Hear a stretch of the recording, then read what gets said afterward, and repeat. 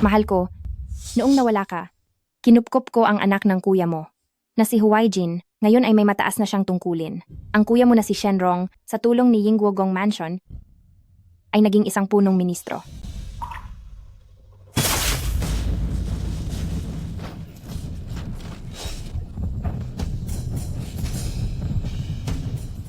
Shaer, anong ginagawa mo? Siyempre, para tapusin na ang buhay mo. Anong sinasabi mo? Akala mo ba ako ang iyong kuya? Sa totoo lang, ako si Shenyan. Ang asawa mo. Imposible. Wala na siya. Biglang may lumitaw na kambal na nawalay sa pamilya, hindi ka ba kailanman naghinala? Bahagi lang ito ng plano ko, na gamitin ang iyong pagkakautang na loob para iakyat ang aking posisyon. Ikaw si Shenyan. Ang hangal mo? Bata pa lang ay magkasama na kami ni Mahal. Noong pinakasalan mo siya, ang anak kong si Huaijin ay 5 taong gulang na. Para mapabilis ang pag-angat ni Huaijin, ipinasa namin siya sa iyo. Ang buong pamilya, ikaw lang ang tanga na walang alam. Ngayong malakas na ang aming pamilyang Shen, panahon na para mawala ka. Pagbabayarin ko kayong lahat. Paparusahan ko kayo.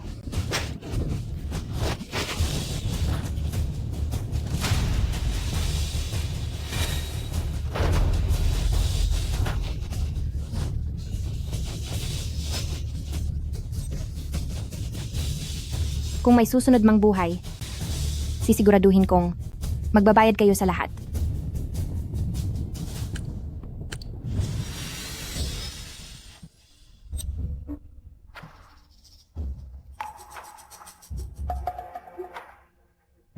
Buhay pa ako?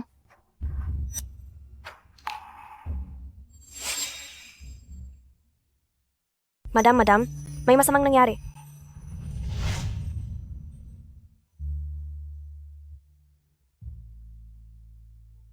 Buhay ka pa rin? Bakit naman po ako mawawala? Ang asawa niyo po ang wala na. Nang pumunta siya sa Timog, nakaengkwentro siya ng mga masasamang tao. Mukhang. Bumalik ako sa nakaraan 3 taon na ang nakakalipas, sa mismong araw na nabalitaan ang pagkawala ni Shenyan. Sa dati kong buhay, hindi ko man lang inakala na nagkunwari lang pala si Shenyan na wala na siya para makuha ang gusto niya. Ikaw ang may kasalanan na walang hiyang babae ka. Pinahamak mo ang anak kong siyan, dapat mong pagbayaran ito. Naguguluhan lang po si Madam. Bakit naman ipapahamak ni Madam ang kaniyang asawa? Umalis ka sa harapan ko. Dahil sa iyo, pinagbawalan mo siyang kumuha ng ibang babae, kaya siya nagtampo at umalis papuntang Timog. Kaya siya napahamak sa mga kriminal. Mga kriminal? Gaya ng inaasahan, matagal na nilang binalak ito. Sayang at ang luma ng acting nila, hindi ko man lang nahalata noon sa una kong buhay. Walang hiya ka. Ikaw. Nagawa mo akong saktan? Pinahamak mo na nga ang anak kong siyan, pati ba naman ako idadamay mo? Napakasama mong babae. Ikaw. Una sa lahat, ang marangyang buhay ng pamilyang residensya ng Shen ay dahil lahat sa yaman na dinala ko rito. Saka, hindi pa naman sigurado ang nangyari sa asawa ko. Bakit mo siya pinagsasalitaan ng ganyan? Heto ang agimat na ibinigay mo sa kanya. Lagi niya itong daladala, ibig sabihin ba ay hindi pa rin ito totoo? Mahusay talaga silang magdrama. Noon sa dati kong buhay, nauto niyo ako ng ganito. Dapat may ebidensya siya. Dapat ay makita ko ang katunayan at hanggat hindi ko iyon nakikita, hinding-hindi ako maniniwala. Dahil masyado kayong nag-aalala sa kanya, pumunta na lang kayo sa dasalan. At ipagdasal ang kaligtasan niya. Lalaban ka ba sa akin, Jiangshu? Walang hiya ka talagang bata ka. Kung gusto mong parusahan kita, itutuloy ko na ang gusto mo. Jiangnan, parusahan mo ang taong ito para sa akin. Heto ang kalahati ng paunang bayad. Huwag po kayong mag-alala. Ako ang pinakamahusay na bihasa sa mundo. Walang sinuman ang nakakatakas sa aking mga kamay.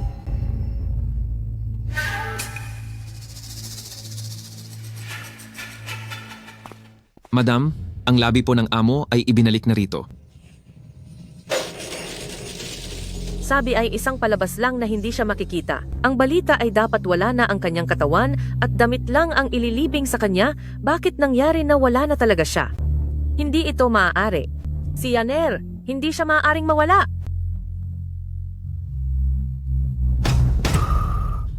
Anak ko, ang aking si Yaner. Ma'am, sobra ang pagdadalamhati sa panig ni Madam. Bakit mukhang hindi po kayo nag-aalala? Shaer, ang sarap ng pakiramdam na wala na ang asawa. Hindi mo iyon maiintindihan. Patay na? Parang sobra ang naging epekto sa kanya. Nawawala na yata siya sa sarili. Yaner, ang aking Yaner. Maling-mali talaga ito. Hindi ko sana pinayagan na ang kamalasang babaeng iyan ay makapasok dito. Ikaw na malas ka. Kung hindi lang dahil sa pagpipilit ni Yaner, hindi ko kailanman papayagang ang isang malupit na babaeng tulad mo ay makapasok dito. Ikaw na masamang babae ka. Hinayaan mong mapahamak ang anak ko, pagbabayarin kita.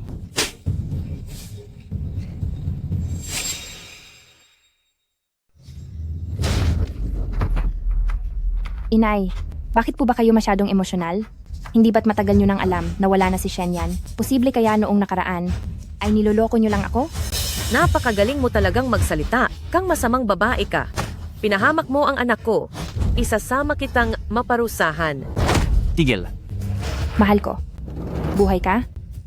Yaner, alam ko namang ayos ka lang. Inay, hindi ako si Shenyan. Ako si Shenrong. Shenrong? Sino si Shenrong? Kami ni Brother Yan ay kambal.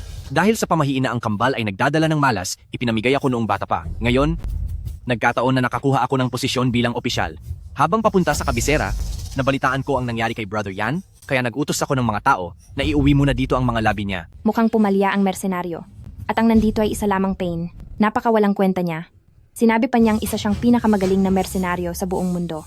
Ronger, napakasaklap ng sinapit ng iyong kapatid. Kasalanan ito ng iyong asawa. Siya ang nagpahamak kay Yaner. Kailangang mapanagot siya para sa kapatid mo. Inay, kahit na may kinalaman ng asawa ko rito, hindi po siya ang pumaslang sa kanya. Gayunpaman, nadala ko na ang salarin. Nasa istasyon siya. Siya ang tao na sumunog sa aking pangalawang kapatid.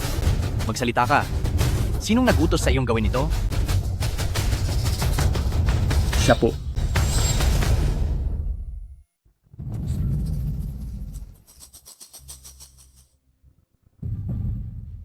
Siya iyon. Nagsisinungaling ka. Hindi ko pa kailanman nakita ang pangalawang kapatid. Paano ko siya uutusang tapusin? Ikaw talaga iyon. Gabi na noon at may takip ang mukha mo. Pero tanda ko ang boses mo, pati na ang mga hiyas sa ulo mo.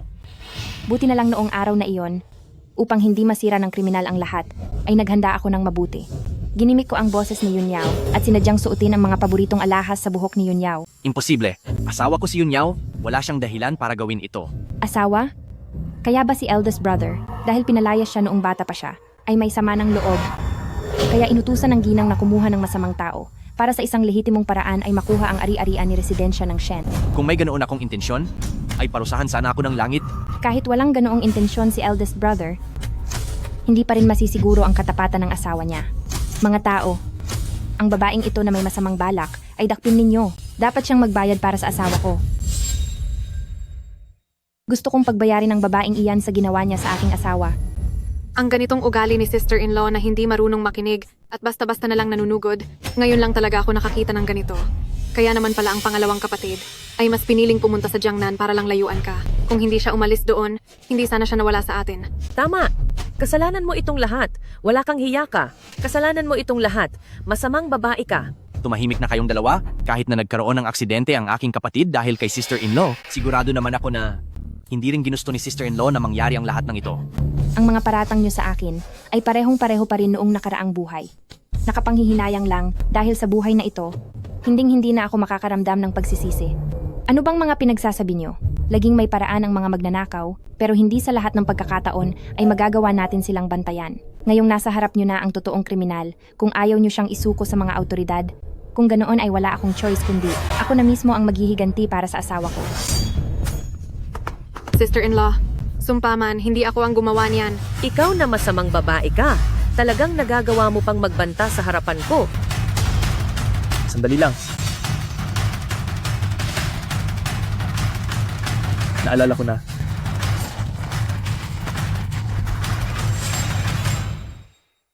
Jiang Shu, nababaliw ka na ba? Oo, nababaliw na nga ako. Mula nang mawala ang asawa ko, nawala na ako sa sarili ko. Nangako ako sa asawa ko, nagagantihan ko ang ginawa sa kanya. At ngayon, ikaw na ang susunod. Gusto mo ba talagang pagtakpan ng lahat? O gusto mo lang talagang ipaghiganti si Shenyan? Sa tingin ko, yung kriminal nakakasalita lang, malinaw na ikaw ang itinuturo niya, na ikaw ang may kasalanan. Sister-in-law, sapat na naparusahan ang may sala, pero pagdating sa ate, balak mo ba talagang gumamit ng sariling batas? Ako ay isang kagalang-galang na anak ng Duke of Ying. Kahit patapusin ko kayong lahat, maniwala ka, hindi ako kailanman magbabayad ng kahit anong halaga. Magpakalma nga kayong lahat. Sister-in-law, dahil wala na ang kriminal, tapos na ang usaping ito. Magkapamilya tayo, hindi na natin kailangang mag-away ng ganito, di ba?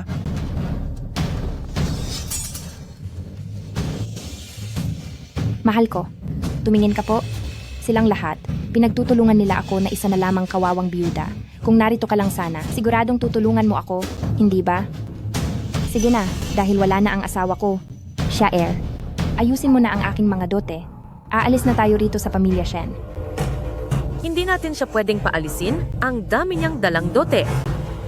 Sister-in-law, huwag ka na sanang magalit. Kami na ang humihingi ng paumanhin sa nangyari kanina. Kahit wala na ang pangalawa kong kapatid, ang pamilya Shen pa rin ang tahanan mo. Sabi niyo lang kanina, ako ang dahilan kaya nawala ang asawa ko sa pamilya Shen. Paano pa ako makakatagal dito? Bakit mo nasabi yan? Sister-in-law, gagawin ko ang lahat para alagaan ka, tulad ng ginawa ng kapatid ko noong nabubuhay pa siya. Talaga? Hindi ako naniniwala. Maliban na lang kung luluhod ka sa harap ng asawa ko at mangangako sa kaniya.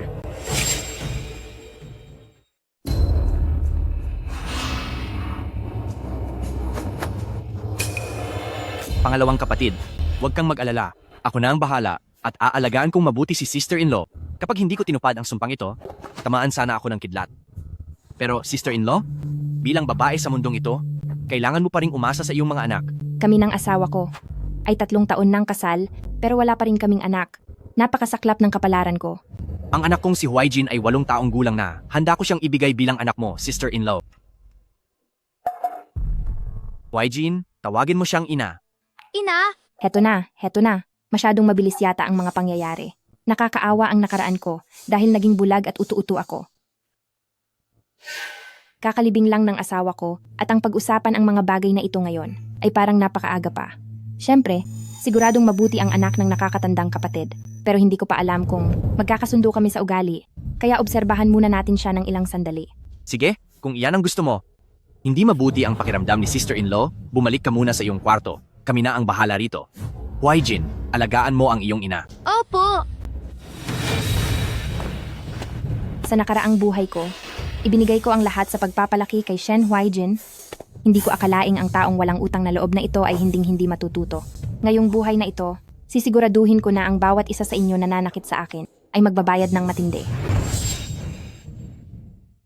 Mahal, hindi ba't sinabi mong isang tanga si Jiangshu? Pwede nating gamitin ang pangungonsensya niya sa nawala niyang asawa at sa tulong ng kanyang dote, pati na ang kapangyarihan ng kanyang pamilya sa palasyo para hayaan siyang buong pusong tulungan ang ating Huaijin na umangat. Pero sa tingin ko ngayon, hindi lang siya basta matalino, kundi mapanlin lang din siya.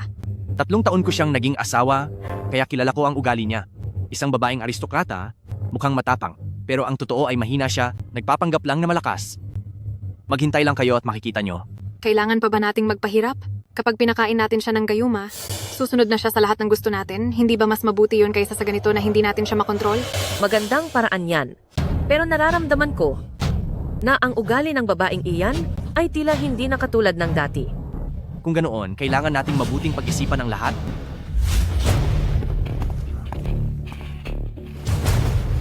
Inay! Uminom ka muna ng sabaw po! Napakaasikaso mo. Nitong mga nakaraang araw, napakasipag mo sa pag-aalaga sa akin. Salamat sa pagod mo. Wala po iyon! Hindi na sayang ang pagpapakahirap ng anak ko sa loob ng maraming araw, makuha lang ang tiwala niya. Ngayong ang sabaw na ito ay hinaluan na ng gayuma, siguradong hindi siya maghihinala. Dahil nakikita kong napapagod ka, ano kaya kung ibigay ko na lang sa iyo ang sabaw na ito? Para sa inyo po ito, Inay! Hindi ko po pwedeng inumin yan! Ibinigay ito ng nakatataas, huwag kang tumanggi. Anong ibig sabihin ng pagtanggi mo? Hindi mo ba ako nirerespeto bilang nakatatanda? Dapat ka talagang maparusahan. Inay! Inay, tama na po! Tigil na po! Sister-in-law, ano pong ginagawa niyo? Paano matututo ang batang ito kung hindi dadaan sa disiplina? Bakit? Unang sister-in-law, nag-aalala ka ba sa kanya? Kung nag-aalala ka, iuwi mo na lang siya. At sa susunod huwag mo nang babanggitin ang tungkol sa pag-aampon. Tama po ang sinasabi ni sister-in-law, nararapat lang siyang madisiplina. Masama kang babae! Hinding-hindi ako magiging anak mo! Anong sinabi mo? Why, Jin? Sino ang nagturo sa iyong sabihin ng mga iyan? Sinaktan niya ako! Talagang masama siyang babae! Ayaw kitang maging nanay! Nanay, tulungan niyo po ako!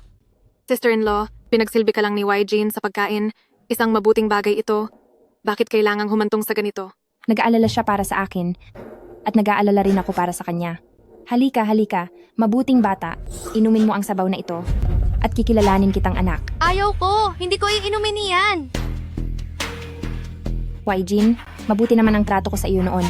Bakit ngayon ay tumatanggi ka na? Hindi kaya. Ang may laso ng sabaw na ito. Sister-in-law, paano mangyayari iyon? Kung ganoon ay tatawag ako ng doktor para tignan ito. Kung hindi ay hindi ako mapapanatag. Kung si Jin ay may masamang balak talaga at gustong saktan ako, kahit bata pa siya, sisiguraduhin kong magbabayad siya. Sister-in-law, wala itong problema. Iinumin ko ito para maniwala ka.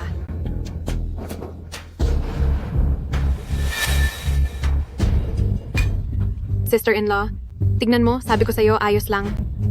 Jean, pagsilbihan mong mabuti ang iyong ina, mauna na ako. Ayaw ko siyang maging ina!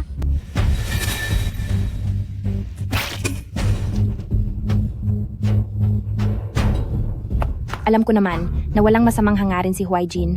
Gusto ko lang siyang sanayin. Dahil kung hindi, paano niya mamanahin ang titulong pagiging duke ng Gran Britanya? Titulo sa pagkaduke? Ibig sabihin ba ni sister-in-law ay, Ako ang tunay na anak ng Duke. Nais ni Ama na ipasa ang kanyang titulo sa aking mga tagapagmana. kung sino man ang maging anak ni sister-in-law, siya ang magmamana ng titulo? Kaso lang, wala akong sariling anak at ayaw rin ni Jin na maging anak ko. Mukhang ang titulong ito ay mapupunta na lang sa malalayong kamag-anak. Kapag naging anak niya ako, makukuha ko ang titulong iyon? Hindi ba mas mabilis ito kaysa sa unti-unting pag-angat sa katungkulan? Alam kong hindi mo matitiis ito. Handa po akong maging anak niyo. Handa po akong maging anak ninyo. Eldest brother, paano ko ito matatanggap? Sister-in-law? Hindi. Ina, alam ko na. Bakante ang titulong Yingguogong Mansion, kailangan ninyo ng makakasama at mapagkakatiwalaan sa inyong tabi. Handa po akong maampon sa pangalan ninyo para pagsilbihan kayo bilang inyong anak. Mula ngayon, ang karangalan ninyo ay karangalan ko na rin. Dahil nakikita ko ang iyong hangarin, hindi naman ako isang taong mahirap kausap. Ngunit, ang pag-aampon ay hindi biro. Dapat masunod ang aking mga patakaran. Opo, Sa susunod, tuwing umaga, kailangan mong pumunta rito para magbigay galang at dapat mo akong pagsilbihan sa bawat pagkain. At isa pa, ang seremonya ng pag-aampon ay kailangang formal. Dapat ang mga kamag-anak ng pamilyang Shen ay naroroon para sumaksi. susunod po ako sa lahat ng plano ninyo, ina. Ang inyong anak ay hinding-hindi kayo bibiguin. Ano? Gusto mong tawagin ko siyang nanay? Imposible. Ano ba ang tingin niya sa sarili niya? Para maging biyenan ko? Hinaan mo lang ang boses mo? Pansamantalang diskarte lang ito. Kapag nakuha ko na ang mga ari-arian sa kamay ni Jiangshu at ang kayamanan ni Yingguogong Mansion, sa oras na iyon, hindi ba tayo na ang masusunod? Isang byuda lang si Jiangshu? Anong magagawa niya laban sa atin? Ang bagay na ito, kapag nalaman ni Lola, siguradong hindi siya papayag. Anong gagawin natin sa oras na iyon? Kapag planuhan ko na ang lahat, sa oras ng seremonya, ilalayo ko muna siya, itago muna natin ito sa kanya. Kapag tapos na ang lahat, makakaalma pa ba siya? Sige, gawin natin iyan. Ma'am, hahayaan niyo lang ba silang magtagumpay? Hindi sila magtatagumpay.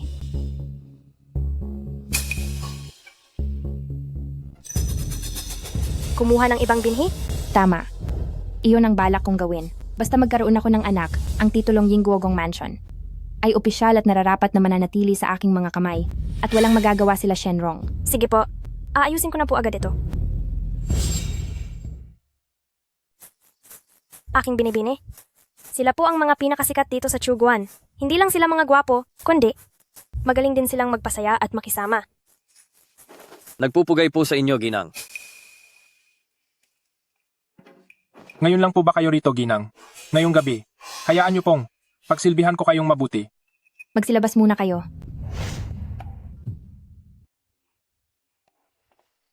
Sige na, lumabas na kayong lahat.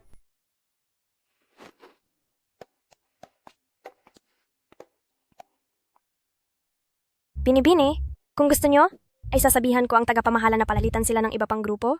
Wag na. Maghahanap na lang ako ng ibang paraan.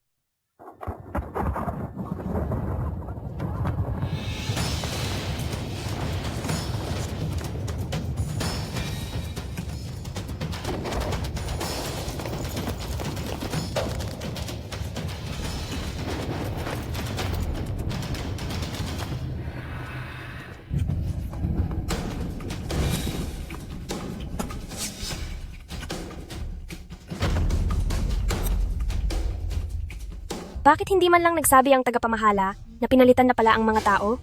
Hahanapin ko siya ngayon din. Sandali.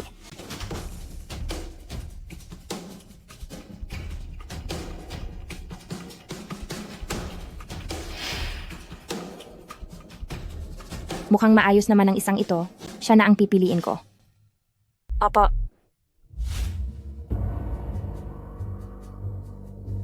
Binibini, ito ang gamot para mabuntis agad sa loob ng isang gabi. At ito naman ang pampagana. Mag-iingat po kayo sa lahat ng bagay. Ako ay magbabantay lang dito sa labas ng pinto.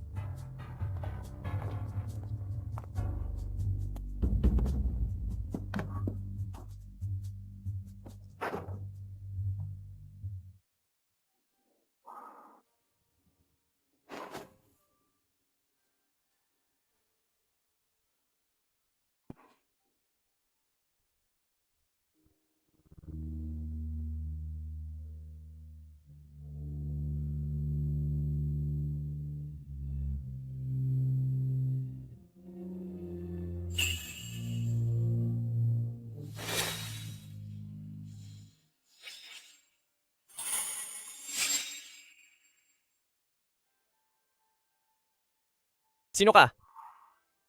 Ako ang iyong binibining diwata ng Sorera.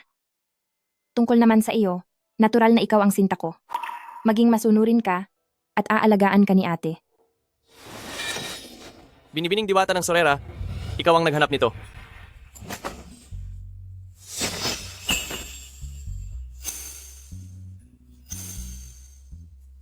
Tutal minsan lang naman ito.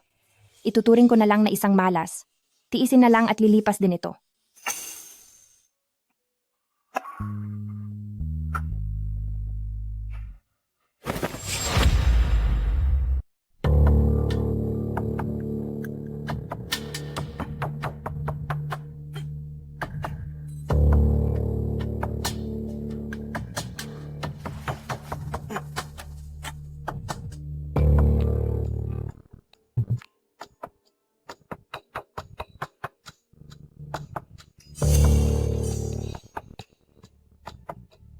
$5,000.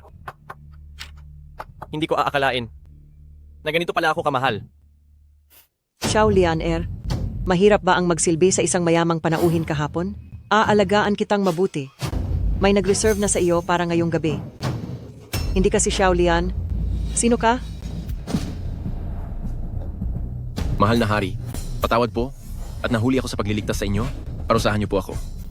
Walang kinalaman sa iyo tungkol sa palihim kong pag-alis. Kakaunti lamang ang nakakaalam. Siguradong si Ang Walong Marangal na Prinsipe ang nasa likod nito. Mahal na hari, napakayabang talaga nitong si Ang Walong Marangal na Prinsipe. Hindi ba? Masyadong malakas ang impluensya ni Ang Walong Marangal na Prinsipe at masyado siyang tuso. Hindi pa ito ang tamang oras?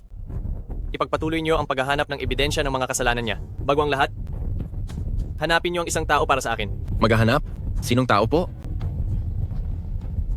Isang babae. Xiar, sigurado ka bang mabubuntis ako sa pagkakataong ito? Binibini, huwag po kayong mag-alala. Ito ay isang sinaunang sikreto para magkaanak. Siguradong gagana ito. Ang kasama siya sa silid ay napakaganda. Akala ko pa naman mauulit pa namin ito. Pero hindi bale, hindi pa ako nakakapaghanti. Isang panandali ang pagsasama lang naman iyon. Hindi dapat bigyan ng pansin. Binibini, hinihintay na po kayo sa unahan para sa pag-aalay ng tsaa.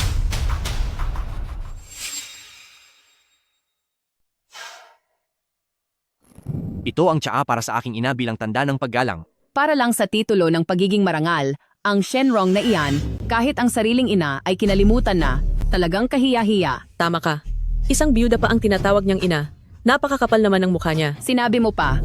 Tapos na ang pag-aalay ng tsaa ni Rong Er. Susunod ay ang asawa naman niya. Jiangshu, ano ang ibig mong sabihin? Ang asawa ko ang tumuring sa iyo na ina? Ano ang pakialam ko doon? Bakit kita dapat tawaging biyanan? Si Rong Er ay akin ng ampun na anak ngayon.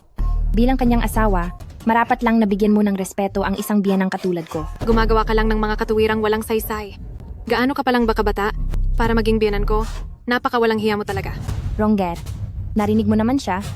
Hindi sa ayaw ko siyang kilalanin bilang asawa ng anak ko, kundi dahil ang binibining si Yun Yao mismo ang ayaw. Sa tingin ko, itong seremonya ng pag-aampon ay wag na nating ituloy. Ano bang ginagawa mo? Gusto mo bang mawalan ng saysay ang lahat ng paghihirap ko? Mahal ko, ang babaeng ito ay sadyang pinapahiya tayo ng sadya. Hindi mo ba napapansin? Lapastangan, mabait na tinanggap tayo ni Ina at naglakas loob ka pang bastusin siya. Humingi ka agad ng paumanhin kay Ina, kundi hihiwalayan kita at hindi mo na kailanman makikita ang mga bata.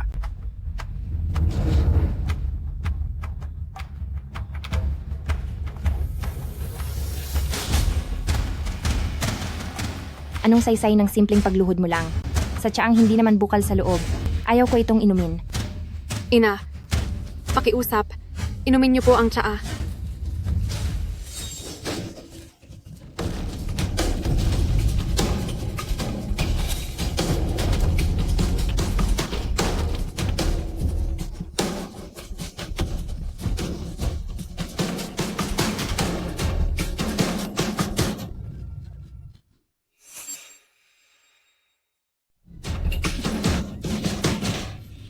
Jiangshu, anong ibig mong sabihin?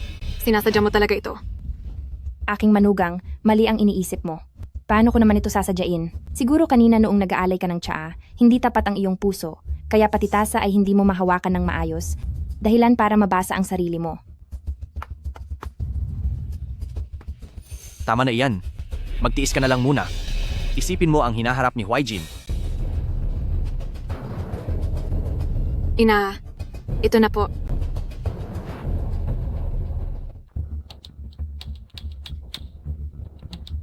Sige na.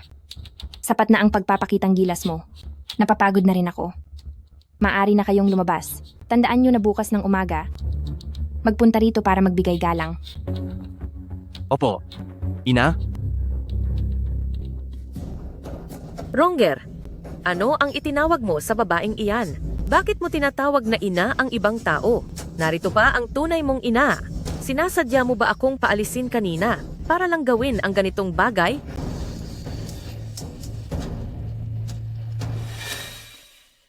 Shaer, sa seremonya ng pag-ampon bukas, siguradong gagawa ng paraan si Shenrong upang paalisin si Madam Shen. Humanap ka ng paraan para pabalikin siya. May punto si Madam Shen. Dapat sana, ang isang tao ay isa lamang ang ina. Kaya naman, Ronger, mula ngayon, tawagin mo ang matandang ginang na auntie para hindi malito ang ibang tao. may katuwiran po kayo, Ina?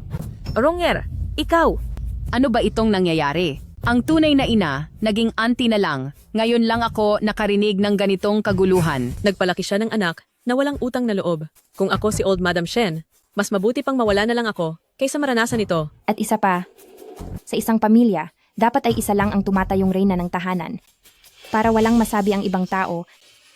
Mula ngayon si auntie ay doon na lamang muna magpahinga sa dambana ng pamilya. Jiangshu, wala kang hiya. Ronger, tingnan mo ang tita mo. Ano na ang gagawin natin? Dahil nahihirapan si Ronger. Kung May punto si Ina, susunod ako sa lahat ng plano niya. Dalhin ang tita sa templo ng pamilya. Nababaliw ka na ba? Nababaliw na kayong lahat.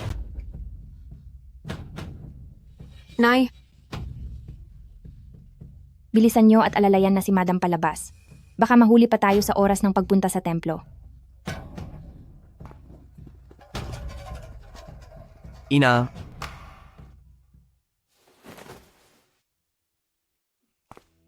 Susunod ka sa kanila?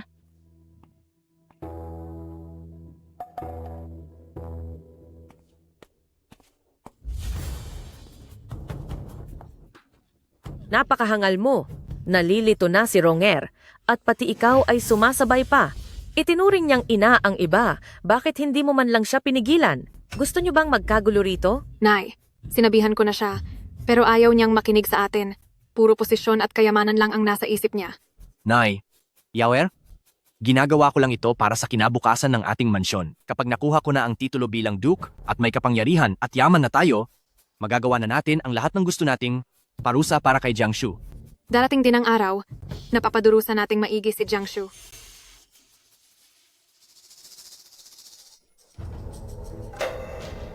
Binibini, sina Shenrong at Yun Yao ay nagpaplanong kunin ang ari-arian?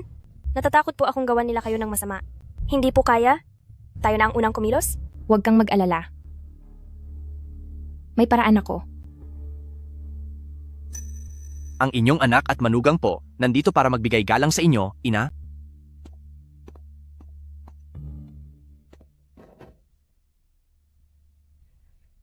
Napakabait talaga ni Ronger. Kaya bilang iyong ina, bibigyan kita ng pabuya. Pumasok na kayo. Ako po si Suwan Yue. Nagpupugay po sa inyo, Ginoong Shen. Jiangshu, anong ibig mong sabihin? Gusto mong bigyan siya ng kabit? Hindi ako pumapayag. Nagkakamali ka ng akala. Ang ibibigay ko lang kay Ronger ay isang magandang utusan. Papasok sa gobyerno si Ronger balang araw at hindi maaring wala siyang kagalang-galang na kasama para maglingkod sa kanya. Kung hindi, hindi ba mapapahiya ang pangalan ng British Public Office? Wala po akong matatakbuhan. Gusto ko lang sumunod kay Ginoong Shen para pagsilbihan siya ng maayos. Hindi ko po tatangkain na umagaw ng atensyon.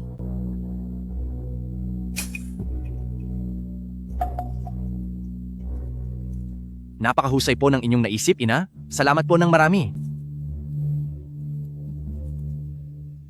Kung ganoon, binabati kita, aking asawa, dahil mayroon ka ng mahusay na utusan.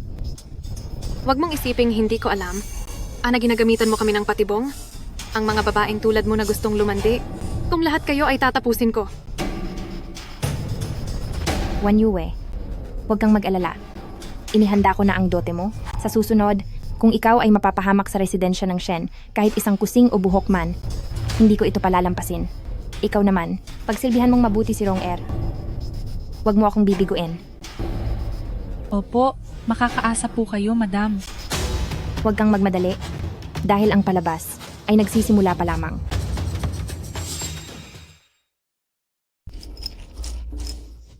Hindi ko akalain na si Jiangshu ay napakagalante. Maging ang dote ng katulong sa mansion na ito ay napakalaki. Mukhang tama talaga ang naging desisyon ko. Napiliin siyang maging ina. Gong Zi, itong sabaw, pinagluto ko po talaga kayo nito. Tikman niyo po.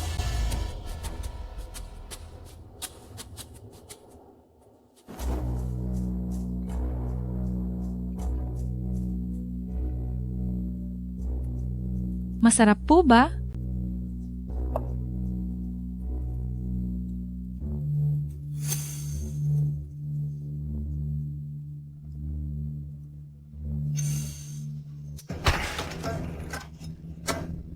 Mahal, ano itong ginagawa niyo sa kanya? Yun Yao, nasisiraan ka na ba ng bait? Nagawa mo pang gumawa ng gulo sa silid-aralan. Kung hindi ko man madidisiplina ang mapang-akit na babaeng iyan, hindi ba kita kayang disiplinahin? Sa gitna ng sikat ng araw, kay bilis lang, nakuha na agad ng bruhang iyon ang atensyon mo. Ano ang nangyayari dito? Gabi na, bakit ang lakas ng away niyo? Ina,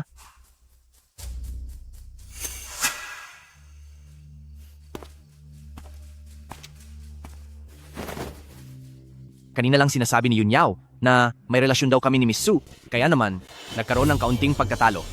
Shenrong, noong pinakasalan mo ako, sinabi mo, habang buhay, na sa akin ka lang magiging mabuti. Pero ngayon, sa harap ko mismo, ay nakikipaglandian ka sa ibang babae. Hindi ka ba natatakot na parusahan ka ng langit? Ang mga sumpa niya, kung magkakatotoo man lahat iyon, ngayon, malamang ay wala na siyang natira sa parusa ng langit. Yun Yao, talagang wala ka ng katuwiran. Maniwala ka sa akin, hihiwalayan na kita ngayon din. Hihiwalayan mo ako. Sige, subukan mo. At isisiwalat ko ang lahat ng sikreto mo. Anong pinagsasabi mo? Anong sikreto ang sinasabi mo? Kapag nalaman ito ng iba, lagot tayong dalawa. Yaower, ako na iyong asawa ay nagpadala lang sa bugso ng damdamin. Ang pagsasama natin bilang mag-asawa sa mahabang panahon na puno ng pagmamahalan ay hindi naman pwedeng matatapos lang ng ganoon kadali, di ba? Sige, payag ako. Pangako mo sa akin na ang babaeng iyan na si Suwan Yue ay palalayasin mo rito. Anong ibig sabihin nito? Walang kasalanan si Wan Yue. Bakit mo siya basta-basta palalayasin sa pamamahay na ito? Sa tingin ko, Yun Yao, bilang asawa ni Rong Er, dapat ay marunong kang tumanggap ng ibang tao. Dahil si Wan Yue ay tauhan ko, mas mabuti pang hayaan na lang na maging kabit siya rito sa mansyon ng mga Shen para kahit paano ay matulungan kanya sa mga gawaing bahay. Hindi maaari. Kung narito siya, aalis ako. Pumili ka sa aming dalawa. Ganoon ba? Mukhang wala na kayong respeto sa akin bilang inyo pong ina. Wan Yue, tayo na. Umalis na tayo. Ina, wag po kayong magalit. Hayaan niyo pong kausapin ko uli si Yun Yao. Yawer, isipin mo si Huaijin. Huwag mong isakripisyo ang lahat dahil lang sa maliit na bagay.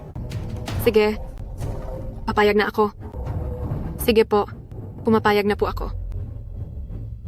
Mabuti naman kung ganoon. Simula sa araw na ito, si Wan Yue, ay teka, si Tiesu, ay formal nang magiging bahagi ng pamilya Shen. Mahal, nagmamakaawa ako sa'yo. Huwag kang pumunta kay Tiesu.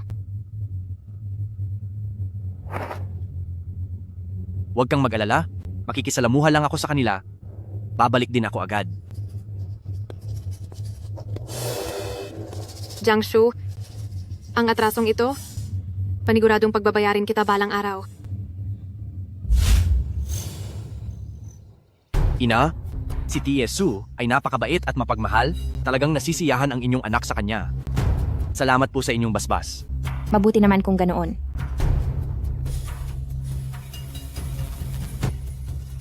Tila ba, pumunta ka rito para humingi ng pabor sa akin? Ronger, meron pa bang iba? Ina, ang anak niyo ay kamakailan lamang, ay nakikihalubilo sa mga makapangyarihang tao. Ang aking bulsa po, ay medyo kinakapos ngayon. Alam niyo naman po, ang makipag-ugnayan sa mga taong iyon, ay hindi may iwasang gumastos ng malaking halaga. Hindi ba't madali lang iyan? Ang lahat ng gamit ko, ay ipamamana ko rin sa iyo sa huli. Dito sa aking pamilya Jiang, pati na rin sa labas ng Nancheng, ay mayroon tayong ilang daang ektaryang lupain. Pagdating ng araw, sa renta pa lamang, ay malaking halaga na ang kikitain mo. Maraming salamat po, Ina. Ang aking ina ay talaga namang napakamaalaga sa kanyang anak. Sa salita lang ba ang pasasalamat? Ano po ang ibig ninyong sabihin? Ang inyong ina ay medyo nananakit ang mga kamay ngayon at hindi ko kaya ang mangkok ng sopas na ito.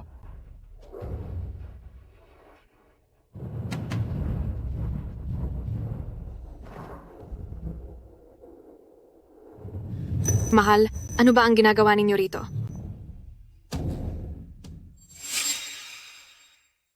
Jiangshu, ikaw na babaeng walang hiya? Ano ba talaga ang masamang balak mo? Yun Yao, huwag kang magsalita ng ganyan. Ipinapakita ko lang ang malasakit ko sa aking ina. Sus, gawain ba iyan ng mag-ina? Malinaw na gumagawa kayo ng malaswang bagay. Ronger, binigyan ko na kayo ng mga lupain ng may mabuting loob, pero ganito pa ang isusukli nyo sa akin na kahihiyan. Hindi mo talaga pinahahalagahan ang kabutihan ko. Mukhang babawiin ko na lang ang mga lupaing ibinigay ko para hindi na sabihin ng ibang tao na pinapayagan ko ang manugang kong walang galang sa batas. Nababaliw ka na ba? Manahimik ka na. Inay, parang wala sa sarili si Yun Yao nitong mga nakaraang araw, kaya kung ano-ano ang sinasabi niya. Pakiusap, huwag po sana ninyo siyang patulan. Dahil mukhang hindi mabuti ang kalusugan niya, mukhang mahihirapan na siyang magsilbi bilang asawa't ina. At hindi na rin siya makakatulong sa karera mo, di ba? Tama po kayo, Inay. Agad kong babawiin kay Yun Yao ang posisyon niya bilang asawa at gagawin na lang siyang katulong. Mahal ko, totoo ba?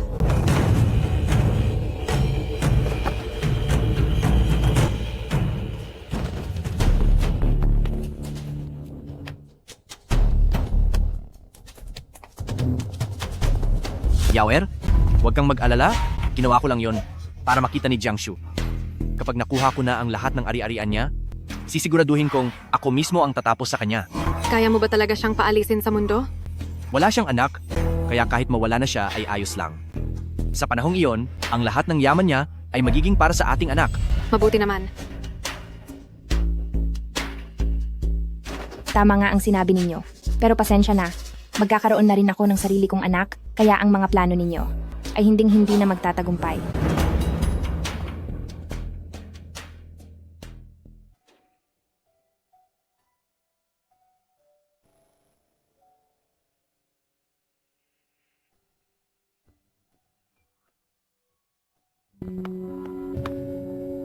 Mahal na hari po, Hindi niyo pa ba siya mahanap?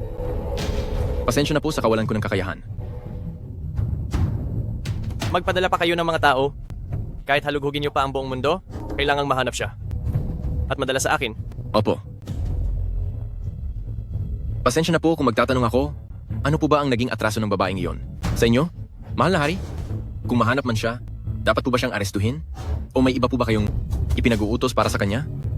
Kapag nahanap na siya, bantayan niyo lang siya ng patago at huwag siyang gagambalain. May kinuha siyang. Napakahalagang bagay sa akin. At ako mismo, ang babawi noon sa kanya. Opo, mahal na hari.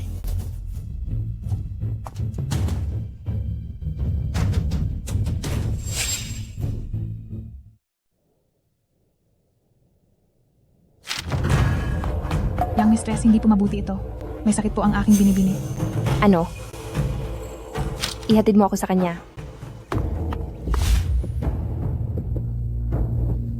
Sa mga nagdaang araw, ay naging pabaya ako.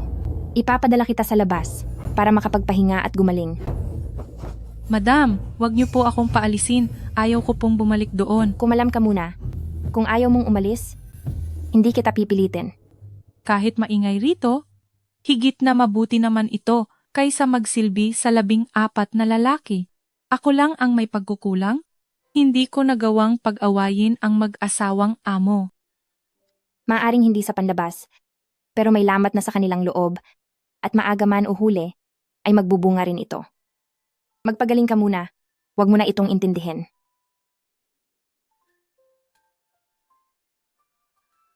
Narito ang mga dokumento ng iyong paglaya at kaunting pera. Itabi mo ito. At kung kailan mo man gustong umalis, sabihan mo lang ako. Opo. Jiangshu, maghintay ka lang. Pasasabugin kita.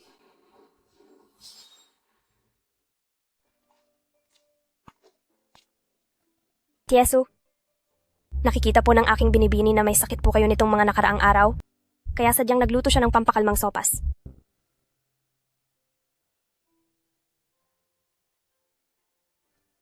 Tunay na napakabuti ng puso ni Miss Jiang.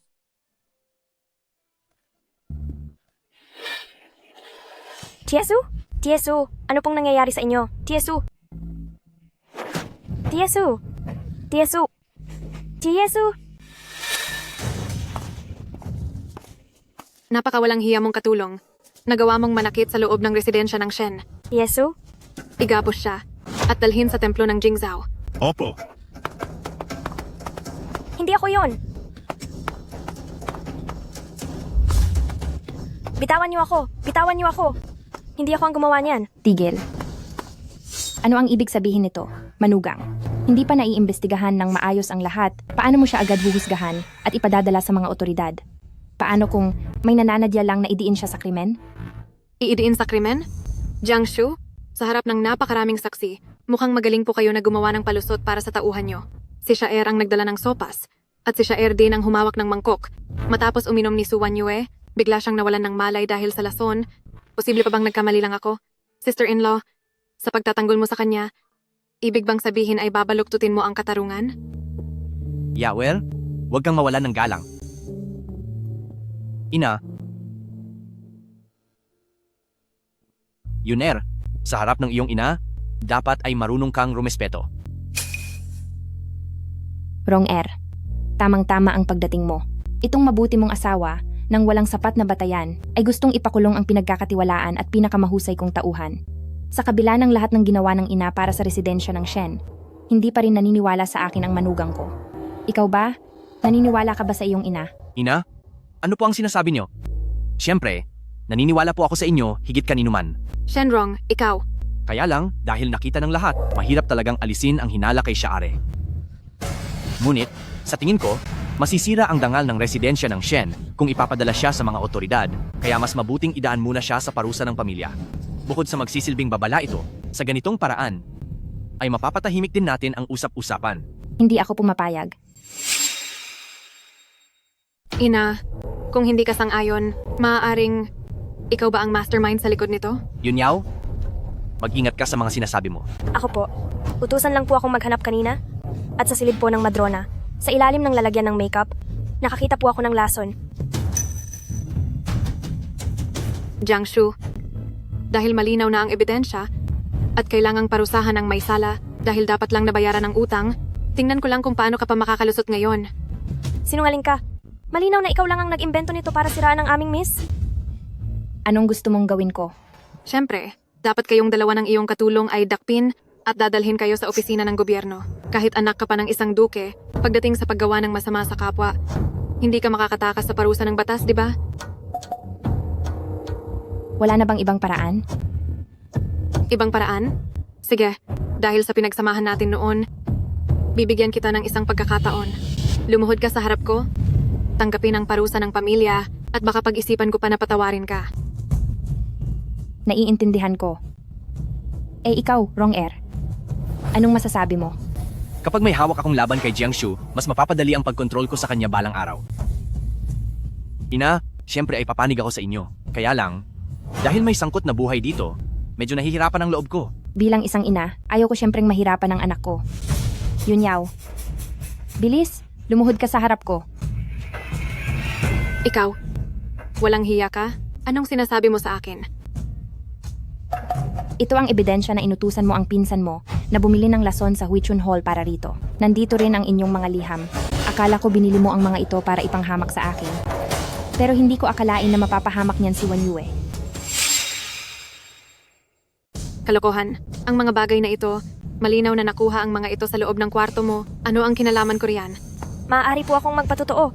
3 araw na ang nakalilipas. Ang katulong ng unang asawa, ang nag-abot sa akin ng balot na iyon, at inutusan niya ako na palihim na ilagay sa pinakailalim nang lalagyan ng pampaganda ng ginang. Noong oras na iyon po, hindi ko alam na lason pala iyon. Ang akala ko lang po ay isa lamang itong ordinaryong bagay. Binigyan pa po ako ng unang asawa ng isang gintong hairpin.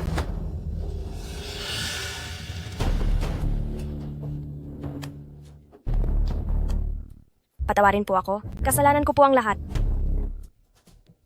Hindi ba't ito ang hairpin na paborito mo, Yunyaw? Mapagkunwari ka. Tinangka mong sakta ng pangalawang asawa at idiin ang asawa ko. Ang bawat isa sa mga ito ay karapat-dapat sa mabigat na parusa. Magsiparito kayo. Dakpin ang masamang babaeng ito at dalhin siya agad sa tanggapan ng gobyerno. Mahal ko. Nagmamakaawa ako. Patawarin mo ako. Hindi ako pwedeng pumunta sa kulungan. Ginawa ko ang lahat ng ito para sa iyo. Hindi ako pwedeng pumunta roon. Huminahon po kayo, ina. Kung aabot ang usaping ito sa korte, mapapahiya ang pamilyang Shen. Isa pa, nagsisimula pa lamang ang aking karera. Sana po ay maawa kayo. Parusahan na lang siya gamit ang batas ng ating pamilya. Ngayon ay hindi ka na nag-aalangan? Kanina lang sa iyong mga salita, halatang pinoprotektahan mo siya. Posible kaya? Nakasabwat ka niya? O baka naman kaya ayaw mong ipakulong siya? Ay dahil natatakot kang idamay kanya pagdating ng araw? Ayoko ng anak na may kinalaman sa krimen. Hindi maaari. Hindi ko pwedeng mawala ang katayuan ko bilang tagapagmana at ang tulong mula kay Yingguogong Mansion Mukhang. Kailangan ko siyang isakripisyo para mailigtas ang sarili ko. Naiintindihan ko na po, ina. Mahal ko, huwag kang palamin sa mga salita niya. Niloloko ka lang niya. Malapit ka nang magbayad at nagagawa mo pang magsinungaling. Mga tao, igapapos ang unang asawa at hayaan ang ina na magpasya kung ano ang gagawin sa kanya. Shenrong, isa kang huwad. Nakalimutan mo na ba kung sino ang nagluwal sa iyong mga anak at kung sino ang kasama mong nagpapanggap? Jiangshu, isa ka ring hangal. Sasabihin ko sa iyo, ang tinatawag mong anak, sa katunayan ay hindi mo talaga. Walang hiya ka, tumahimik ka. Kung ang dila mo ay puno ng kasinungalingan, hindi na ito dapat manatili. Hayaan mo na. Ibenta na lang siya kung saan-saan. Hindi na kailangang dalhin pa sa mga autoridad. Napakabuti niyo po, ina. Kailangan ko pang asikasuhin ang huling paalam para kay Wan Yue. Ikaw na ang bahala rito. Opo. Hindi man ako makapagsalita, ngunit kaya ko pang sumulat. Kailangan kong ipaalam ang buong katotohanan kay Jiangshu. Pagsasabungin ko kayong dalawang traitor.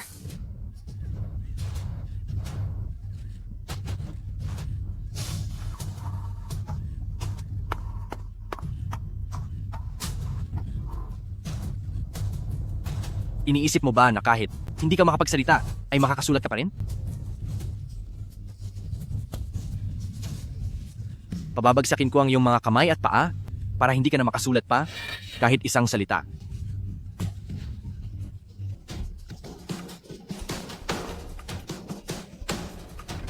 Sino mang humarang sa aking daan ay dapat parusahan. Inay! Inay! Anong nangyari sa inyo? Inay! Huaijin, ayos lang yon. Kapag nakuha ko na ang yaman at kapangyarihan, kahit ilang nanay pa ang gusto mo, ibililbili kita ng maraming nanay.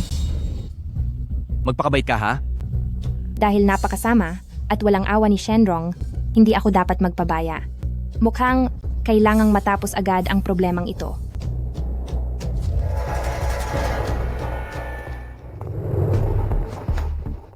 Mahal na hari, napag-alamang si prinsesa ng 8 matalinong hari ay may magandang ugnayan kay residensya ng Shen. Ngunit sa ngayon ay hindi pa malinaw kung sangkot ba si residensya ng Shen sa mga gulo sa korte. Pero, Magsalita ka. ang babaeng ipinapahanap ng mahal na hari ay nahanap na po. Sino siya? Bilis, dalhin mo ako sa kanya.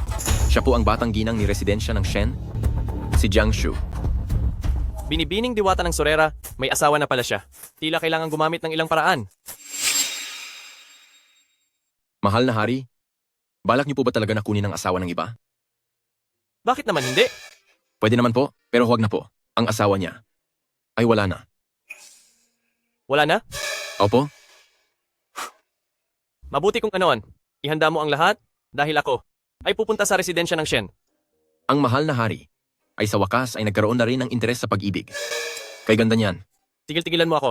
Gagamitin ko lang ang pagkakataon na mapalapit kay Jiangshu upang maimbestigahan sa residensya ng Shen kung talaga bang kasabwat niya si ang 8 marangal na prinsipe. Magkwento ka pa tungkol sa kanya? Pakikinggan ko. Investigasyon? Sabi mo dati may nanakaw sa'yo na napakahalagang bagay. Sa tingin ko ang nanakaw niya ay walang iba kundi ang puso ng ating hari. Ina, napagod kayo nitong mga nakaraang araw? Itong bird's nest soup na ito, ang pinakamahusay na pampalusog. Ngayon pong ako ay narito na upang pagsilbihan kayo, kung sa aking kinabukasan, ay maaari pa akong makausad ng kaunti. Hindi ito makakasira sa pangalan ninyo at ng Yingguogong Mansion. Iyan din ang nasa isip ko. Huwag kang mag-alala. Tungkol naman sa Yingguogong Mansion, naiayos na ang lahat. Pagkatapos ng pagsisiyasat ng mga opisyal, maaari kang ma-promote ng 3 baitang. Salamat po sa inyong suporta, Ina. Gagawin ko po ang lahat upang hindi mapahiya sa inyong inaasahan. Jiangshu, ikaw na walang hiyang babae. Ang lakas ng loob mong agawin ng anak ko, pagbabayarin kita. Ang hangal na babaeng ito, ang hirap makuha ng pagkakataon para sa magandang kinabukasan, hindi ko hahayaang masira niya ito. Walang modo. Paano mo binabantayan si Tia? Hinayaan mong makalabas si Tia upang gambalain ang aking ina. Bilisan mo at dalhin na pabalik si Tia upang makapagpahinga siya ng maayos. Tingnan ko lang kung sinong mangahas.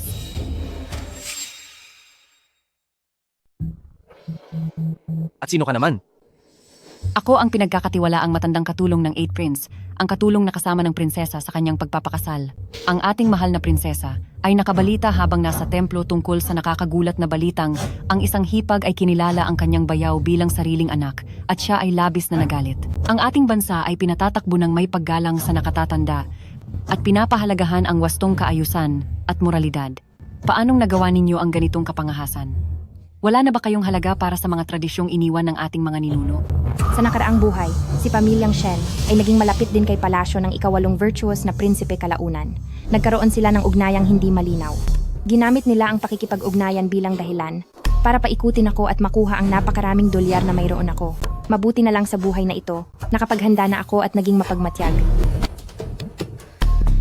Ngayon, ano ang balak ninyong gawin, Nanang? Jiang, kahit na ikaw pa ang lehitimong anak ni Yingguogong Mansion, ang pangyayaring ito ay dapat parusahan ng mabigat. Ngunit ang tungkol sa pagkilala sa anak ay hindi ko naman pinilit. Si Shenrong mismo ang nakaramdam ng awa dahil maagang nawala ang asawa ko, kaya kusa siyang nagpaampon sa akin. Tungkol sa bagay na ito, ang buong angka ni Pamilyang Shen ay pwedeng sumaksi. Kung may dapat parusahan, Hindi ba't siya dapat ang unang parusahan? Hindi ba mabuting anak? Ang tungkol sa bagay na ito ay ginawa ko ng kusa. Ano man ang parusa, ako ang mag-isang tatanggap nito. Sige na nga. Dahil hindi ito ayon sa ating tradisyon, baliwalain na lamang ang nangyaring ito. Ngunit ikaw na isang biyuda, paano mo naging kayang gamitin ang ganoong kalupit na parusa laban sa iyong hipag? Ganoon ba? At kung sakali bang gumamit ng sariling parusa, anong klaseng kasalanan iyon, Nanang? Sabi ng mahal na prinsesa, ang paglalagay ng batas sa sariling kamay ay isang paglapastangan sa batas ng hari, kaya dapat itong tapusin. Wala akong tutol. Ngunit ang nagparusa kay Yunyao ay si Shenrong din.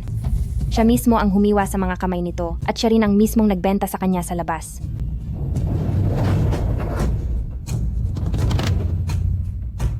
Ako ang ina ni Shenrong, kaya natural na nahahabag ang puso ko. Pero ako rin ang lehitimong anak ni Duke of Ying at alam ko kung ano ang makatarungan para sa bayan. Ngayong araw, dahil nais ninyong ipatupad ang batas ng patas, unahin ninyong parusahan si Shenrong. Auntie, hanggang kailan mo ba balak gumawa ng gulo? Nani, kasalanan ito lahat ng masamang babaeng si Jiang Shu dahil sa pang-uudyok niya. Nalito lang po si Rong Er sa oras na iyon at nalinlang lang po siya ng babaeng iyan. Tama iyon. Sinasabing kung walang turo ang ama, may pagkukulang siya. Jiang, dahil itinuring ka na ni Shenrong bilang ina, at nagkamali siya sa kanyang mga gawa, ikaw bilang tumatayong ina niya, ay hindi rin makakaiwas sa pananagutan. Dahil sa hindi maayos na pagtuturo, at sa pagpapaubaya sa masamang gawi. Isa itong malaking kasalanan. Utos ng mahal na Wang Fei. Ang mga lumabag sa batas, ay dapat parusahan lahat. O ano naman ngayon? Mabait at matulungin ang anak ko. Hindi niya hahayaan na parusahan ang kanyang ina. Hindi ba? Anak ko. Siyempre, Nani, anumang parusa ay sa akin mo na lang ibuhos lahat. Ronger, nababaliw ka na ba? Bakit ka pumanig sa masamang babaeng iyan? Ako ang tunay mong ina. Auntie, tumahimik ka. Kung hindi dahil sa iyo, hindi sana ako aabot sa ganitong sitwasyon. Sige. Nani, parusahan silang dalawa ng sabay. Galingan nyo ang pagparusa sa kanila. May utos ang Wang Fei. Ang lahat ay dapat maparusahan, hindi ito pwedeng ipasa sa iba. Nagkamali si Jiang, kaya ako ang magpaparusa sa kanya para sa Wang Fei. Madam, ang commander ng Jin Yue na si Ginoong Wei ay narito na.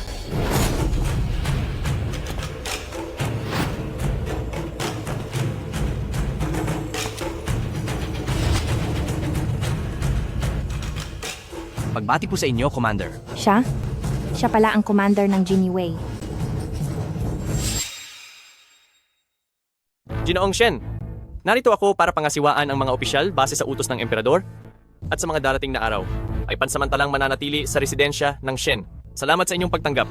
Kaya totoo nga pala ang sinabi ni Jiang Shu tungkol sa pagmamasid sa mga opisyal. Ibig sabihin, pati ang tungkol sa 3 beses na pag-angat ko sa pwesto ay totoo rin. Ang pagbisita ni Punong Commander ay isang malaking karangalan para sa residensya ng Shen. Aalis na muna ako para maghanda ng maayos. Ano po itong ginagawa ni Nani? May mangyayari ba rito? Sa loob ng inyong tahanan na labag sa batas na kailangan pa ng sariling parusa? Kung totoo man ang mga ito, dahil trabaho kong magbantay sa mga opisyal, obligasyon ko para sa iyo. Nasuriin itong mabuti.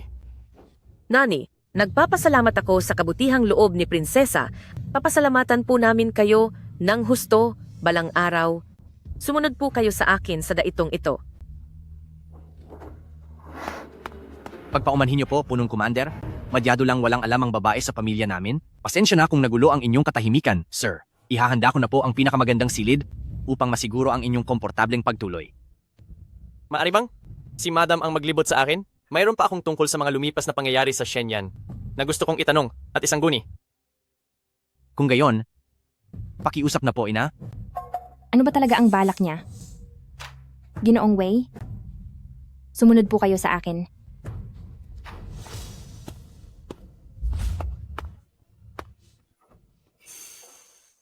Madam, nakita na ba tayo sa kung saan? Hindi kailanman. Ganoon ba? Pero pakiramdam ko talaga. Ay napakapamilyar mo. Na para bang 1,000 beses na kitang hinanap sa panaginip? Binibining diwata ng Sorera.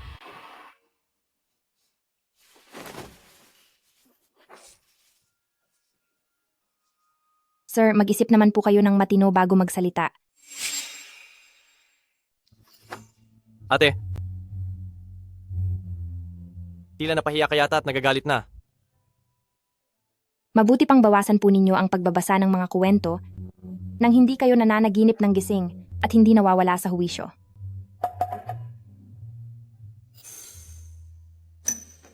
Opo. Tama po ang sermon niyo, Ginang. Gusto ko lang na humingi ng paumanhin sa inyo. Kung may katanungan po kayo tungkol sa yumao kong asawa, ay pakiusap na itanong nyo na agad. Marami pa po akong gagawin sa mansyon, kaya hindi ako maaaring magtagal. Gusto ko lang itanong, kung kayo ba ng yumaong si Shenyan ay nagmahalan ng tapat?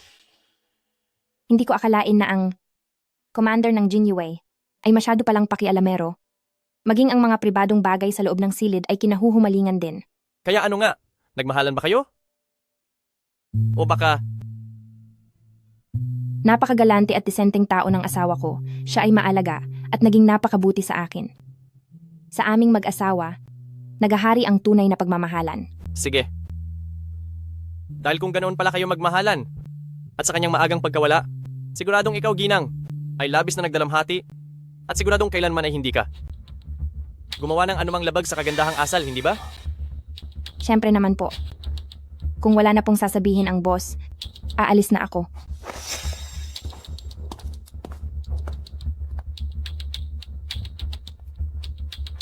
Amo, napakawalang hiya talaga ng babaeng iyon.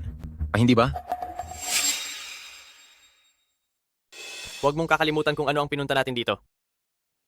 May silbi pa siya. Opo.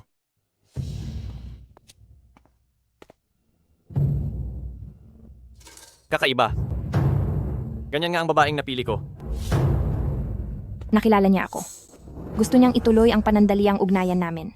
Hindi pwede. Anak lang ang gusto ko, pero hindi ko kailangan ang ama ng bata.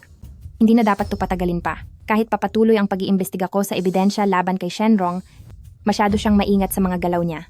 Kung gusto ko siyang matuon sa gulo, kailangan kong gumawa ng matapang na hakbang. At gagamitin ko rin ang pagkakataong ito para makatakas sa commander ng mga bantay. Ina, Bakit ka nandito, Ronger? may mahalaga lang po akong gustong isangguni sa inyo. Pumasok muna tayo.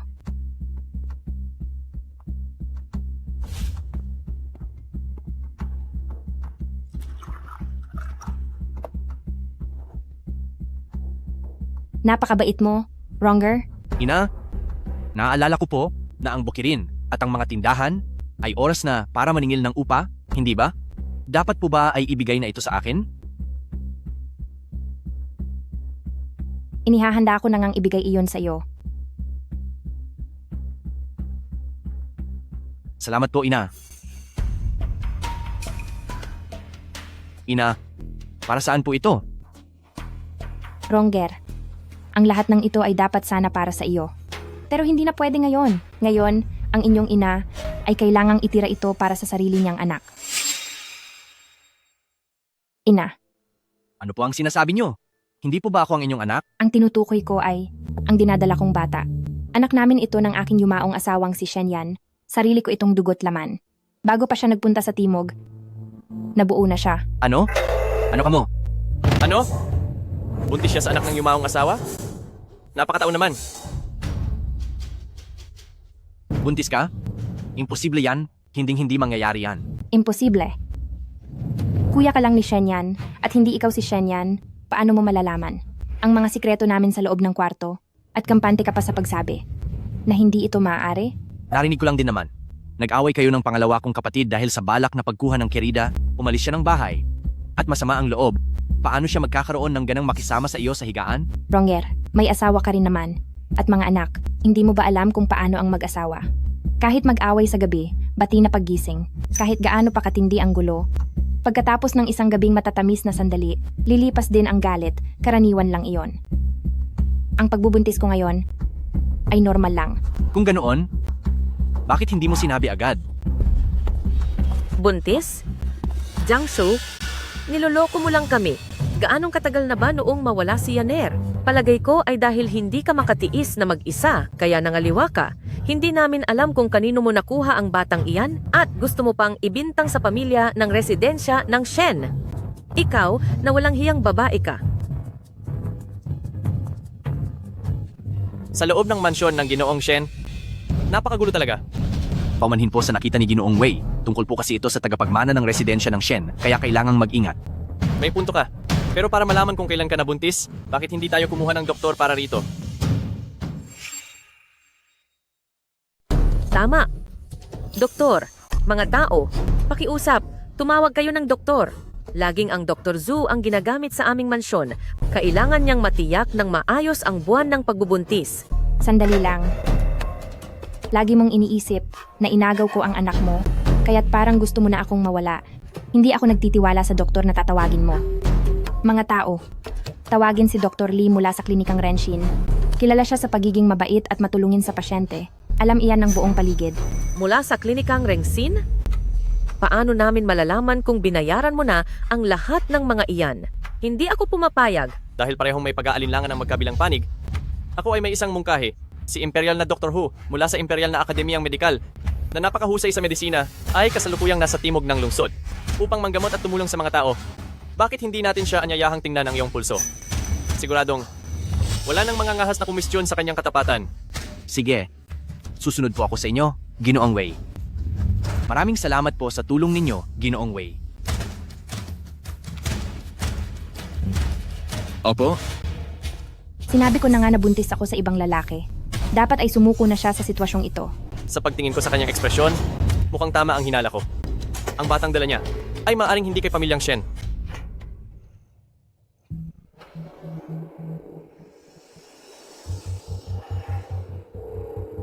Doktor, ano po ang resulta? Ang ginang ay mayroong positibong pulso. Siguradong siya ay nagdadalang tao.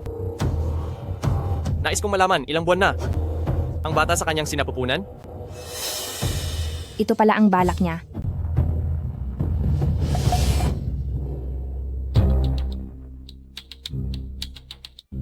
Mahigit 2 buwan na. Malaki ang posibilidad na ito ay isang batang lalaki. Ano? Ronger, tingnan mo. Nagdadalang tao na ngayon ang iyong ina. Ito ay... Tama po ang sinabi niyo, Ina. Ito ay tunay na napakalaking katuwaan. Ang batang ito ay magiging sarili kong nakababatang kapatid sa hinaharap. Aalagaan ko siyang mabuti. Subalit, dahil masyado pang bata ang sanggol na ito, sa hinaharap ay mangangailangan pa rin ng tulong mula sa inyo, Ina, at mula sa akin na nakatatandang kapatid para sa higit pang suporta. Ngayong pinagsisikapan niyo akong sanayin. Hindi ba't ito ay para rin sa kinabukasan ng batang ito upang ihanda ang kanyang tatahakin? Masyadong malupit at mapanganib si Shenrong. Kapag talagang naitulak siya sa pader, wala nang saya sa pang-aalas ka sa kanya. Sa nakikita ko ngayon, tila itong si Ginoong Wei ay nasa panig ko. Sa hinaharap, magkakaroon ng maraming pagkakataon. May punto ang sinabi mo, Ronger. Kung gayon, ang mga bagay na ito ay ipauubaya ko na sa iyong pamamahala. Huwag mo akong bibiguin, pati na ang iyong kapatid na hindi pa naisilang. Huwag kayong mag-alala, Ina. Hinding-hindi po bibiguin ng inyong anak ang inyong inaasahan. Auntie, pagod na si Ina, hayaan niyo muna siyang makapagpahinga.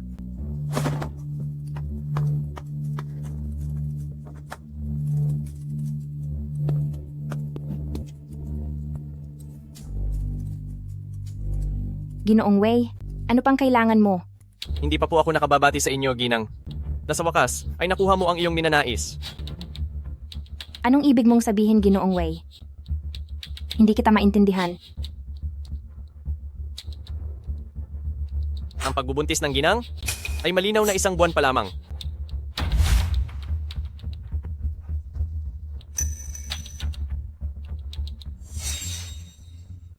Sino ba talaga ang ama? Nang dinadala mong bata? Ano ba talagang balak mong gawin? Dahil naging malinaw na ang lahat, ang batang ito ay sa akin. Bilang ama ng bata, nais ko na maging formal ang lahat. Jiangshu, gusto kitang pakasalan. Gusto kong ibigay sa bata ang disenteng pagkakakilanlan. Ano sa tingin mo? Hindi maaari. Makahihintay naman ako, ngunit bago ang lahat, kailangan mong siguraduhin ang iyong kaligtasan at ng bata. Ang Shenrong na ito ay hindi mabuting tao at ang ginawa mo ngayong araw ay medyo mapanganib. Dahil alam ni Junoong Wei na mapanganib si Shenrong, ngunit pinili pa ring manatili sa residensya ng Shen. Siguradong may iba ka pang balak. Ano ang gusto mo? Ako.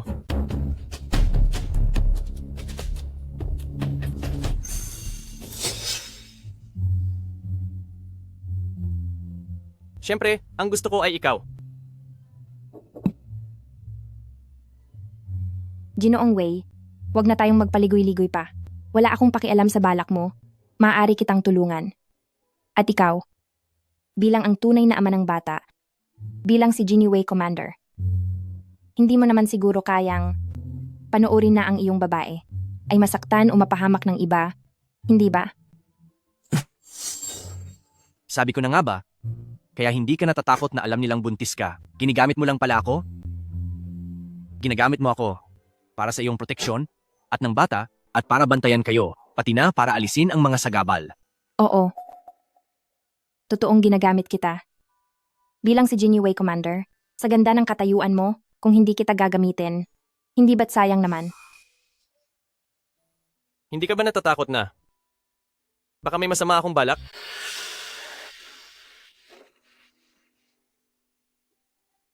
Ang isang lalaking napakalambing sa kama ay walang dapat ikatakot.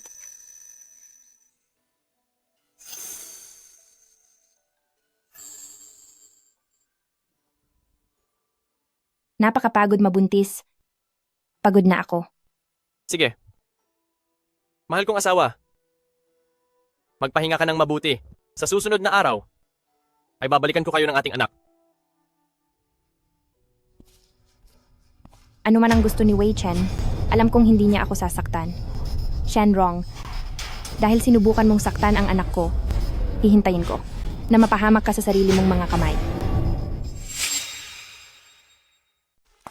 Ronger, magsabi ka sa akin ng totoo? Iyong nasa loob ng tiyan ni Jiangshu? Anak mo ba talaga yon? Kahit kanino pa man ang batang iyon, hindi siya maaaring manatili. Pagdating ng oras na wala na ang batang iyon, isang biyuda na lang si Jiangshu. At sa panahong iyon, ano pa bang magagawa niya? Pagdating ng araw, ang kanyang dote, ang kapangyarihan ni Yingguogong Mansion, lahat ay magiging akin at kailangan niya akong asahan.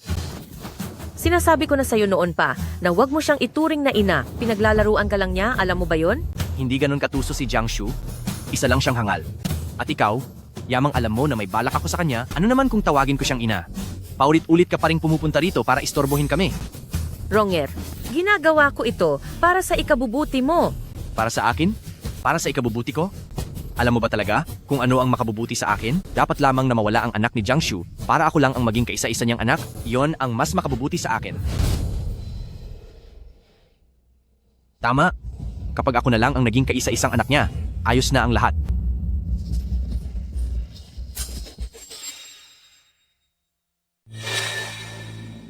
Mukhang napakahaba ng pasensya ni Shenrong dahil wala pa rin siyang ginagawa hanggang ngayon.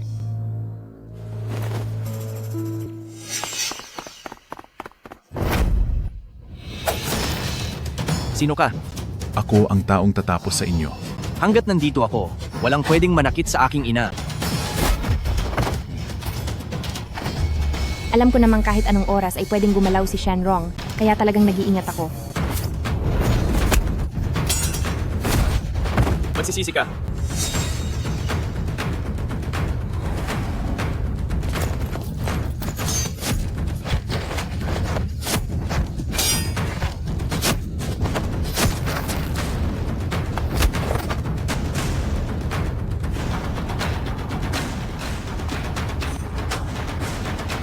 Huwag niyo siyang tatapusin. Magsalita ka. Sinong nagutos sa inyo na pumunta rito? Ito ay Pinapayuhan kitang magsabi ng totoo. Dahil kung hindi, ang susunod na saksak na ito ay itatatara ko na sa iyong puso. Walang hiya ka. Nagawa mo pang bastusin ang nanay ko. Tapusin na siya. Parang nagmamadali ka yata, Ronger. Hindi kaya. Natatakot kang banggitin niya ang pangalan mo? Inay, kung may masama man akong balak, hindi ko sana ginawa ang mga bagay na iyon. Pinaghihinalaan niyo po ba na may ginawa akong milagro sa likod niyo? Inay po, kung talagang dududa kayo sa akin, ngayong araw ay papatunayan ko ang aking katapatan kahit mawala man ako. O sige, Kapag nawala ka ngayong araw, tsaka lang ako maniniwala na inosente ka. Ronger. Jiangshu, napakasama mong babae. Gusto mo lang talagang wasakin kaming mag-ina. Ronger, tingnan mo naman ng mabuti ang tunay niyang kulay. Huwag ka nang magpauto sa kanya. Inay, pangako, sumusumpa ako, wala akong ibang hangarin kundi ang mabuti. Dahil hindi mo naman pala sila inutusan, ipaliwanag mo kung bakit may mga kriminal na gustong manakit sa ginang? Kahit sino pa sila, ang sinumang nagtangkang saktan si inay, dapat ay pinarurusahan ng malubha. Amo, ito po ang nakuha mula sa katawan ng kriminal. Ano ito?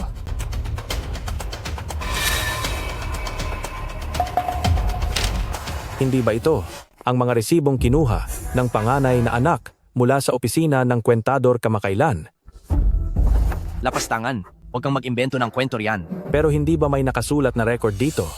Sa pagkakataong ito natatalunin kita, paano ko ba naman makakaligtaang maglagay ng mga sarili kong tao sa paligid mo? Ano pang masasabi mo? Shenrong, bilang isang opisyal ng korte, ginamit mo ang ganyang pamamaraan para tratuhin ang iyong ina. Ang pangyayaring ito, ipapaalam ko ito sa hari para maparusahan ka ng nararapat. Hindi na kailangan pang abalahin ng korte. Mahal na asawa, bakit mo? Siya ipinagtatanggol? Maraming paraan ng pagpaparusa. Ang Jiniwei, sa sinabi ni Shenrong na gawing hayop ang isang tao, tingin ko ay ayos iyon. Iyong hindi hahayaan na agad mawala ang buhay, pero hahayaan mo silang magdusa ng husto. Bagay iyon para sa isang taksil na nanggagaling sa likuran. May punto ka, mahal na asawa. Kung ganoon, unahin ang pagparusa sa 4 na paa at kamay. Sunod ay alisin ang mga mata, tanggalin ang dila, bingihin ang mga tainga, at sa huli, ay itapon sa kulungan ng baboy para pahirapan gabi't araw.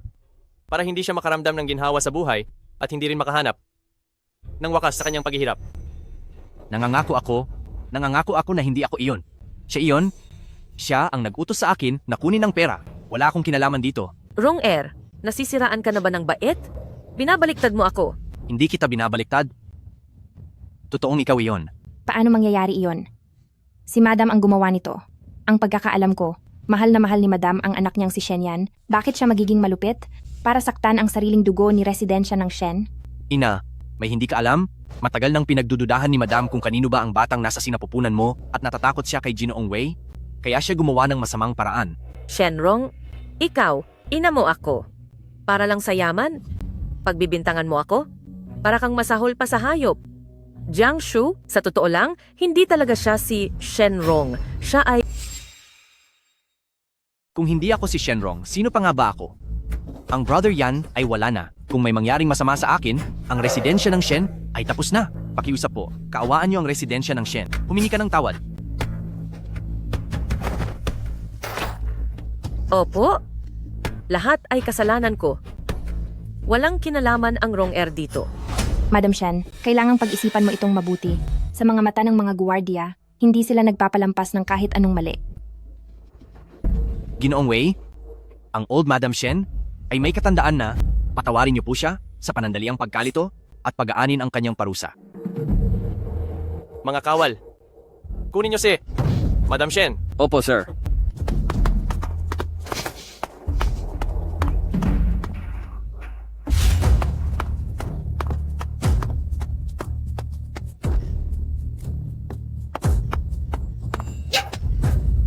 Sa buong buhay ko, ang pinakamalaking pagsisisi ko ay ang isilang, ang isang walang utang na loob na kagaya mo. Simula ngayon, tapos na ang ating ugnayan bilang mag-ina. Bahala ka na sa buhay mo.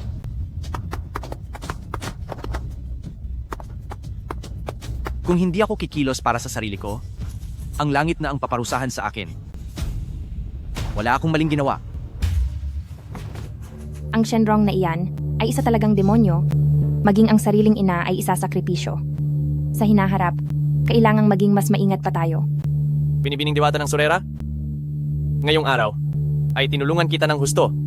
Hindi mo ba ako? Dapat pasalamatan man lang?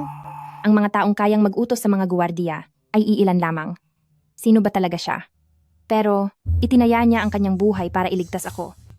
Ibig sabihin ay wala siyang masamang balak. Binibining diwata ng Sorera? Bakit hindi mo ako pinapansin? Gusto kong maging tatay ng bata. Huwag mo na iyang asahan. Sige na nga. Kaya ang tanging hiling ko na lang ay isang halik.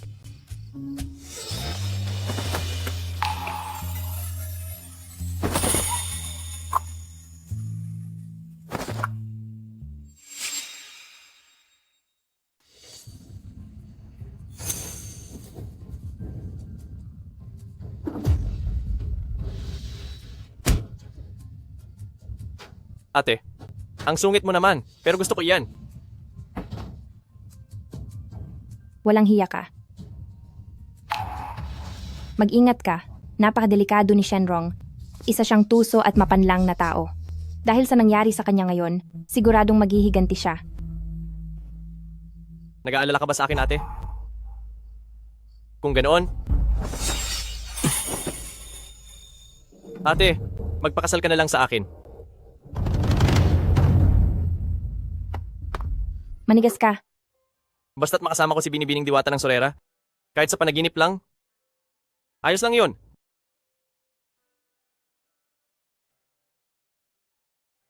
Sir,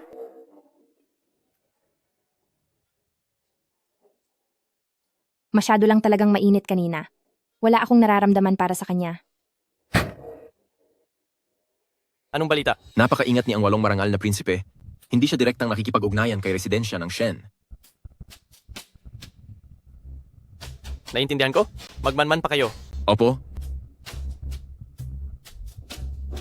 Si ang walong marangal na prinsipe. Kaya naman pala nangangalap siya ng mga ebidensya laban sa krimen ni ang walong marangal na prinsipe. Iniligtas niya ako. Kung matutulungan ko siya, ito na ang magsisilbing. Kabayaran para patas na kami. Malamang na alam na ni Jiangshu ang ilang mga detalye. Masyadong mapanganib na ituloy pa ang orihinal na plano. Ngunit, mamo-promote na ako ngayon. Gagamitin ko ang pagkakataong ito para tuluyan siyang tapusin. Pero, sa ngayon ay mayroon siyang general ng Jin Yue na sumusuporta sa kanya. Hindi siya magiging madaling talunin. Sa sitwasyong ito, kailangan nating sumugal at gawin ang lahat. Kailangang makaisip ng perpektong plano para maalis ang Jiangshu na iyon at para na rin maisama ang Jin Yue sa gulo. Ibigay mo ang sulat na ito kay Nani Kai. Sabihin mong iniimbitahan ng matandang ginang ang prinsesa na bumisita sa mansion pagkaraan ng 3 araw para sa flower viewing. At pagkatapos,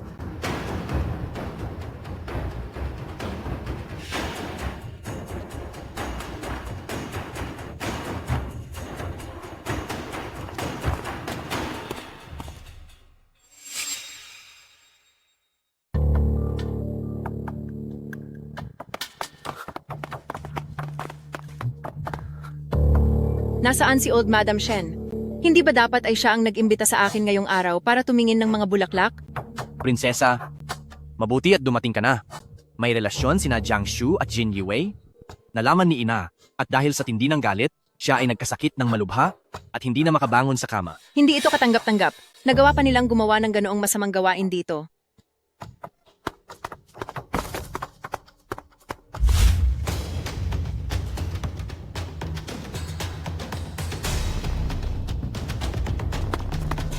Amo, bigla pong sumama ang pakiramdam ni Jinong Wei.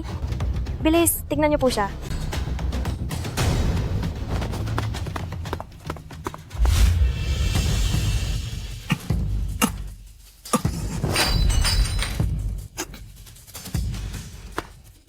Anong nangyayari sa'yo?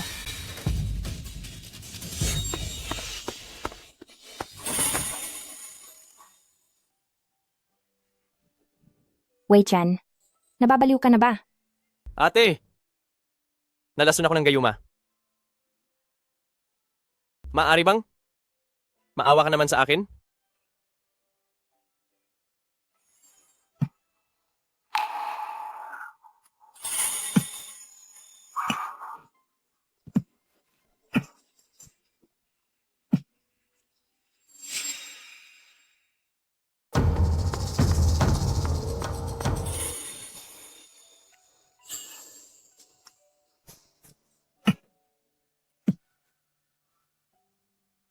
Ate, bukod sa pagiging munting diwata, isa ka ring munting pusakal na nangangalmot.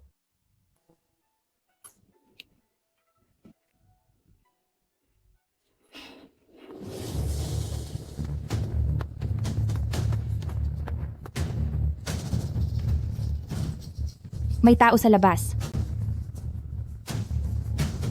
Ano ang ikatatako mo? Nandito na tayo sa ganitong sitwasyon.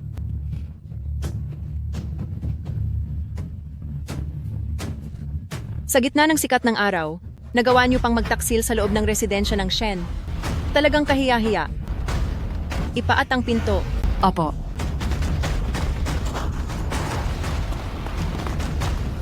Prinsesa, tingnan nyo. Totoo ang lahat ng sinabi ko. Dahil sa kanilang kapangyarihan at yaman, sa aming residensya ng Shen ay wala na silang sinusunod na batas. Nani Kai, Opo. kalad ka rin niyo palabas ang dalawang walang hiyang iyan at parusahan sila sa harap ng lahat.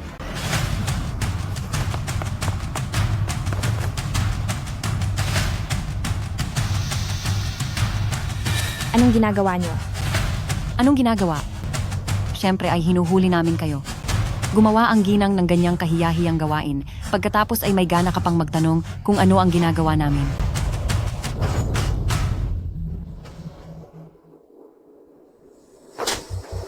Isang utusan lang at may lakas ng loob ka pang makialam sa mga usapin ng residensya ng Shen?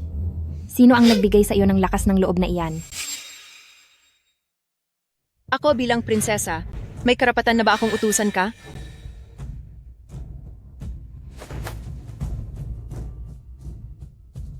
Paggalang po sa inyo, prinsesa. Kaya lang, ako pa rin ang kaisa-isang anak ni Duke of Ying. Habang natutulog ako ng tanghali, ay bigla na lang kayong sumugod kasama ang mga taong ito. Hindi naman yata tama iyon. Prinsesa, tingnan niyo po. Ito ang sinturon ng isang lalaki. Paniguradong sa guwardyang iyon ang naiwan na ito. Kitang-kita na ang ebidensya.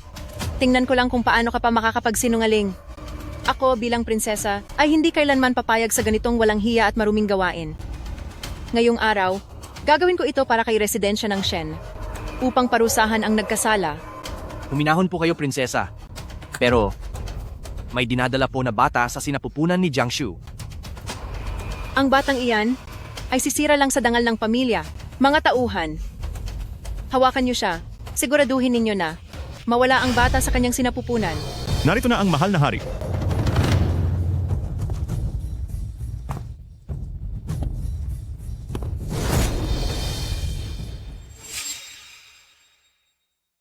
Wei Chen, siya pala ang mahal na hari. Kaya pala kaya niyang magpadala ng mga tauhan mula sa palasyo. Kapag hindi ka pa umalis, hindi na talaga kita papansinin at hindi mo na rin makikita ang anak natin. Ate, napakarami mo namang kinakaharap na problema.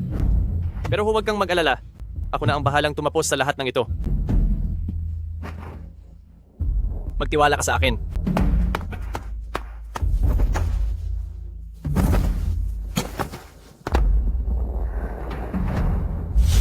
Alam ko na noon pa na gustong gamitin ni Shenrong ang impluensya ng asawa ni ang 8 marangal na prinsipe. At nakita ko rin na hindi naman tinablan si Wei Chen ng gamot. Sinadya ko lang na sumakay sa arte niya dahil gusto kong gamitin ang mga kawal para tapusin ang usaping ito. Pero paano si Wei Chen naging hari? Mahal na hari. Nagbibigay-pugay po kami sa inyo. Madam, tumayo ka na.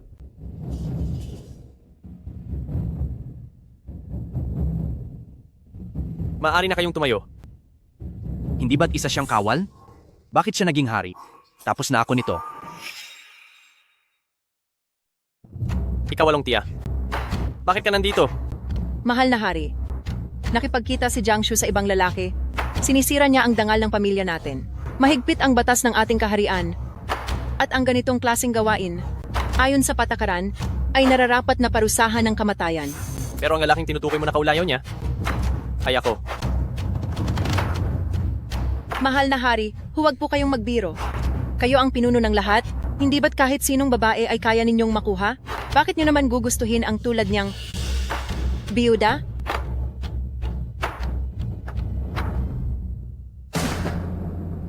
Gusto ko siya. Bakit? May problema ba? May tutol ba si Anti-Imperial? Oh? May iba pa bang may gustong umangal?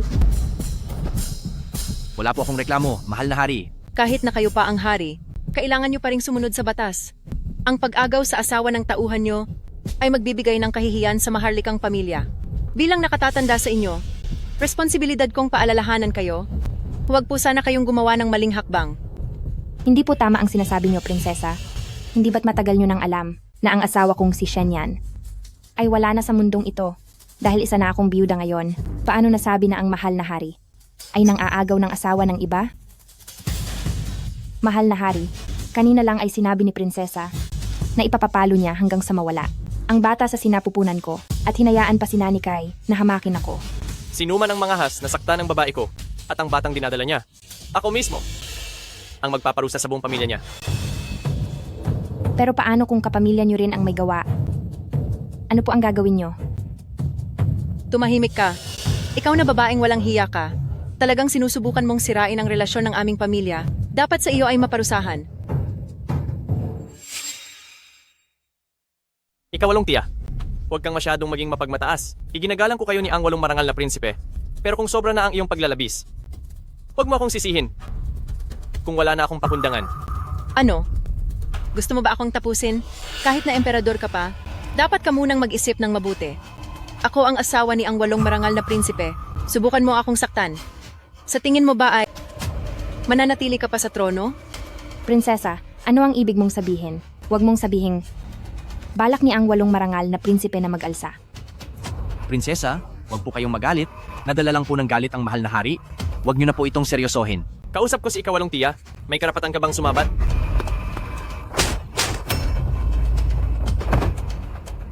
Kung magpaparusa ang hari, marahil ay mas dapat munang parusahan si Jiang Shu na siyang naunang sumabat. Nani Kai, ngasngasin mo ang bibig ng masamang babaeng ito. Opo. Sinumang magtatangkang sumuway sa utos ng hari ay agad na papatawan ng parusa. Mahal na hari, pakiusap. Parusahan niyo na lang ng mahinahon. Mahal na hari, maawa po kayo. Patawarin po ninyo ako, mahal na hari. Pagpasensyahan po ninyo dahil hindi ko maayos na maturuan at masyado ko pong pinalayaw ang aking asawa, kaya nangahas siyang pag-usapan ang inyong personal na buhay. Talaga pong isang pagkakamali ito. Sabi rin ni mahal na tito ng emperador na nagkamali ang prinsesa. Kung ganoon, sabihin mo, paano siya dapat parusahan? Mahal na hari, huwag po kayong masyadong malupit. Dapat lang na maparusahan ang nagkakasala. Ngunit ang prinsesa ay nawala lang sa wisyo dahil sa labis na pag-aalala. Nag-aalala lang po siya sa inyong dangal. Dahil pagkatapos ng lahat, masyado na po kayong naging malapit sa isang biyuda. Kapag kumalat po ito, ay masisira ang inyong dangal bilang hari. Talaga? Ngunit balita ko, sa mansyon ni ikawalong prinsipe, napakaraming magagandang babae. Sa mga kirida pa lang, ay may 38 na kayo. Pati ang mga sikat na babae mula sa syudad na bigay ng mga opisyal, ay tinatanggap ninyo lahat. Tingnan mo, maayos pa rin naman ang takbo ng pagiging ang walong marangal na prinsipe ninyo, hindi ba? Parehong bagay lang naman ito.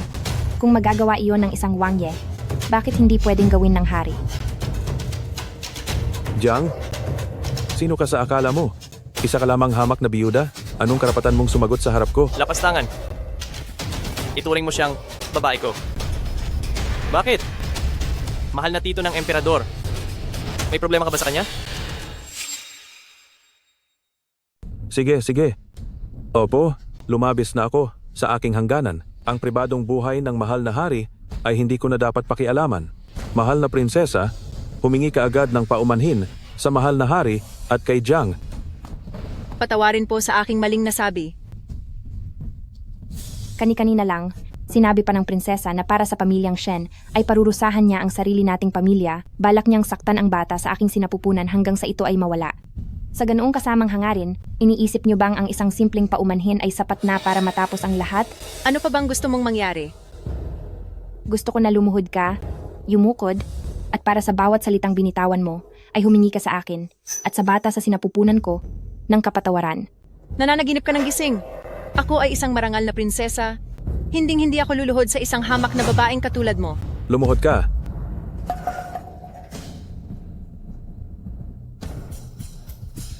Nagkamali po ako ng nasabi. Patawarin niyo po ako. Anong sinabi mo? Wala akong narinig. Ngayong narinig ko na, napakagandang pakinggan. Jiang Shu, ang kahihiyang dinanas ko ngayong araw, sisiguraduhin kong pagbabayarin kita ng higit pa rito. Ay, siya nga pala. Ang 8 marangal na prinsipe, sinabi mo rin kanina na ang pakikipag-ugnayan ng mahal na hari sa isang biyudang gaya ko ay isang malaking kahihiyan at makakasira sa kanyang dangal. Hindi ba't dapat ka ring lumuhod at bawiin ang lahat ng masasamang salita na iyong binitawan? Mahal na tito ng emperador, dahil pinapaluhod ka ng asawa ko, sumunod ka at lumuhod. Wei Chen, ibinibigay ko sa iyo ang lahat ng respeto, kaya huwag kang masyadong abusado. Talaga bang sa tingin mo ay sigurado na ang iyong kinalalagyan sa tronong iyan? Ang kapangyarihan ng ang 8 marangal na prinsipe ay sadyang napakalakas at nagagawa pa nitong hamunin ng hari. Basta't kumampi ako sa kanya, ay hindi na rin makakakilos ang hari laban sa akin. Dahil ayaw mo pong aminin ang pagkakamali nyo, ay ako na mismo ang magtuturo sa inyo. Ikaw na babaeng walang hiya ka. Talagang sinasaktan mo ako. Mahal na tiyuhin, maghunos dili ka sa iyong katayuan. Wei Chen, pag-isipan mong mabuti ang hawak mong alas at tignan natin kung kaya mong lumaban sa akin. Kahit wala akong balak na gumawa agad ng hakbang, ngunit dahil pinangahasan niyang abusuhin si binibining diwata ng Sorera, hindi na ito mapapalampas ng hari. Hindi na po ba kayo magkukunwari? At ipakikita na ang tunay niyong anyo? Anong ibig mong sabihin?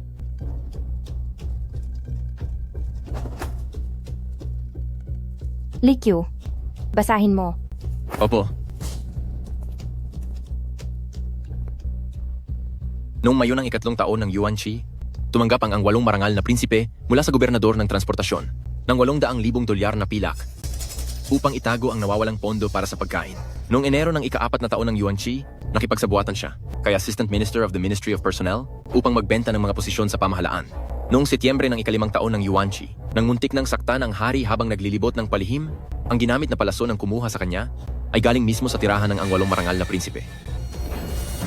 Nagpunta ka sa residensya ng Shen upang gamitin ako para mapalapit kay Shenrong at subukang makuha ang mga ebidensya upang maungkat ang mga krimen ng ang 8 marangal na prinsipe. Pero ang 8 marangal na prinsipe ay laging nagbabantay laban sa iyo. Mahirap para sa iyo ang mag-imbestiga sa kanya, pero madali lang ito para sa Yinggogong Mansion. Ang mga ebidensyang ipinalikom ko ng palihim sa aking ama, pati ang mga hawak mo, ay sapat na para parusahan siya ng 10 beses. Mahal na tito ng emperador, ang bawat isa sa mga nagawa mong ito ay sapat na para pagbayarin ka ng 10 beses.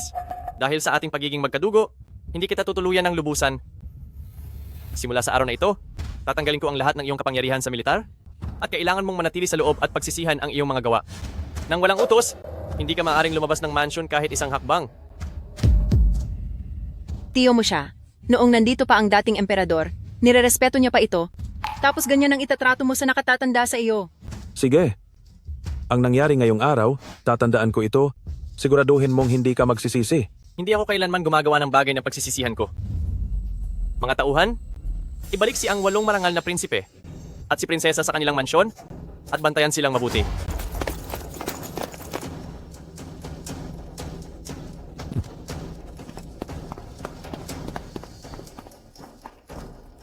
Paano ito nangyari? Rong-er? Bakit tila ang tamlay mo yata? Ina, nagkamali po ang inyong anak. Ganoon ba?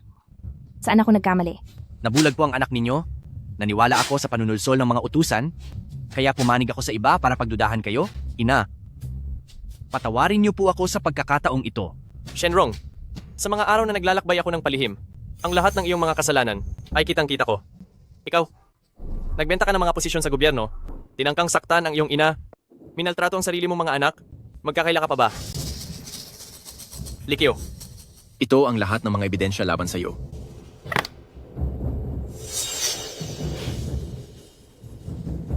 Binibining diwata ng Sorera. Ito na ba ang tinatawag nating pagkakaintindihan ng ating mga puso? Tinulungan mo akong imbestigahan si ang 8 marangal na prinsipe. Alam ko rin na si Shenrong ay may masamang balak. Ako? Ibibigyan si ate ng kapanatagan. Mahal na hari, pakinggan niyo po ako. May dahilan po ako sa lahat ng ito. Anong dahilan? Doon mo na yan ipaliwanag sa loob ng kulungan. Likyo, dalhin siya sa piitan, hayaang maranasan niya ang lahat ng hirap doon, bago siya tuluyang maglaho. Ina, iligtas niyo po ako. Rong-er, utos iyan ng mahal na hari. Isa lamang akong hamak na babae. Paano ko magagawang kumontra? Ikaw, dapat ka lang na manatili sa loob ng rehas. Dahil naging mag-ina tayo, kakausapin ko ang hari Natiyaking ang paghihirap mo ay magiging mas matindi pa.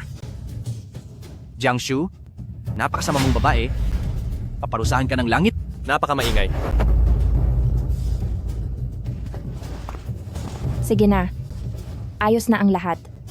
Aalis na ako. Binibining diwata ng Sorera. Mahal na hari, anong ginagawa niyo? Sino lang ba ako para? Lumapit sa isang taong kasing halaga niyo. Hindi mo ba? Matagal nang nahulaan na ako ang hari? Inakala ko kasi na nag-iimbestiga ka lang sa utos ng hari. Hayaan mo na. Ako. Hindi ko sinadyang magsinungaling sa iyo. Hindi lang ako nakahanap noon ng tamang pagkakataon. Akala mo kuya mo ako? Pero ang totoo, ako si Shenyan, na asawa mo. Hindi maaari. Kaya nga sinasabi ko na tanga ka. Wala na siya, pagkatapos ay biglang lumitaw ang isang kambal na kuya na pinamigay. Ni minsan ba ay hindi mo ito pinagdudahan? Ito ay bahagi lamang ng plano ko. Ginamit ko ang iyong pagsisisi para umangat ang aking katayuan. Mahal na hari, ang panlilin lang ay panlilin lang pa rin. Sa buong buhay ko, ang pinakaayaw ko ay ang pinagmumukha akong tanga na parang mangmang at pinaglalaruan ng aking buhay. Umalis na po kayo, mahal na hari. Huwag na rin po kayong babalik sa susunod.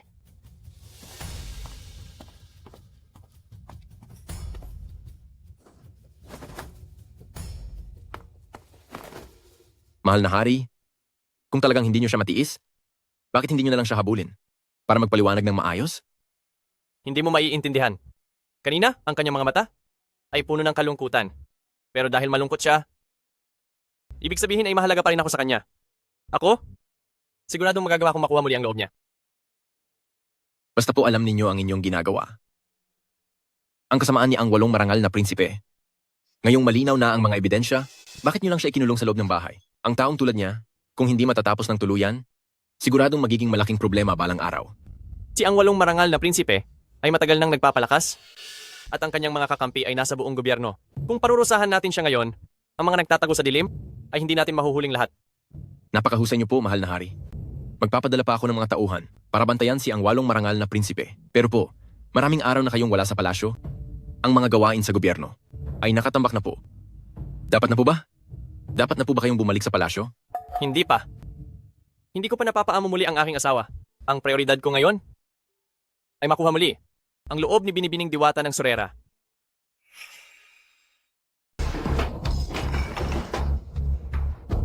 Wei Chen, bata ka pa para dyan. Nagawa mo akong hiyain ng ganito. Mga tauhan, Mahal na prinsipe, ibigay mo ang utos na ito. Hindi na ako magtitimpi. Maghanda na tayo. kumalam po ang inyong loob. Ngayon, si Wei Chen ay hindi na katulad ng dati, siya ay malakas na ngayon. Dahil sa nangyaring ito, siguradong magiging mahigpit ang kanyang depensa at baka mas mahirap na siyang talunin. Dati, kailangan nating hanapin ang kanyang kahinaan. Kaya unti-unti nating ginagawa ang ating plano. Ngayon, ang nagngangalang Jiangshu na ito, ang siya mismong magiging kahinaan niya. May pupuntahan akong tao.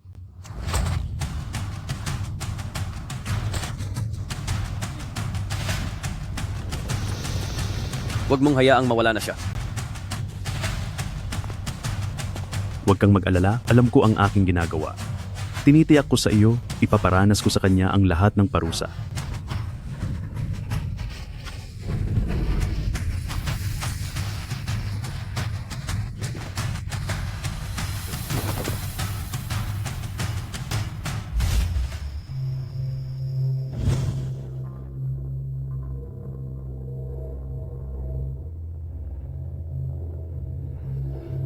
Kung gusto mong mabuhay, gawin mo ang sinasabi ko.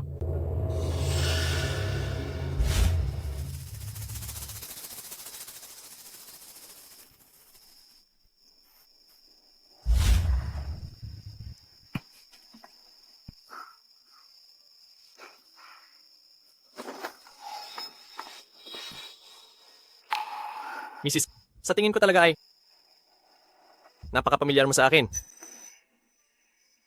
Parang ikaw na ang libu-libong beses kong hinahanap sa aking panaginip.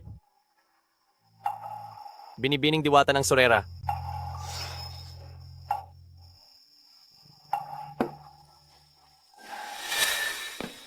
Ano ang tunog na iyon?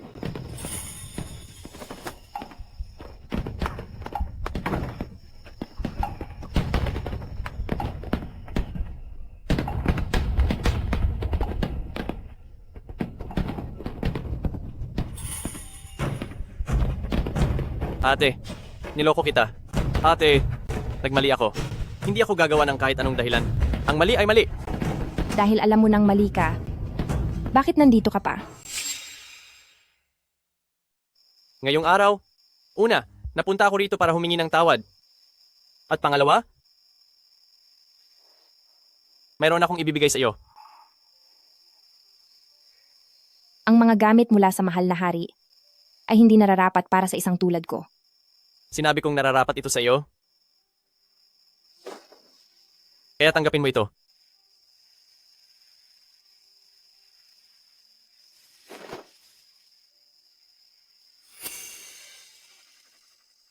Ano ang ibig mong sabihin?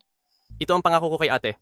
Simula ngayon, kung magagawa ko pang magsinungaling muli sa iyo, o sakta ng iyong kalooban at biguin ka, maaari kang kumuha ng panulat para sumulat ng kautusan na hindi na maging reyna ko.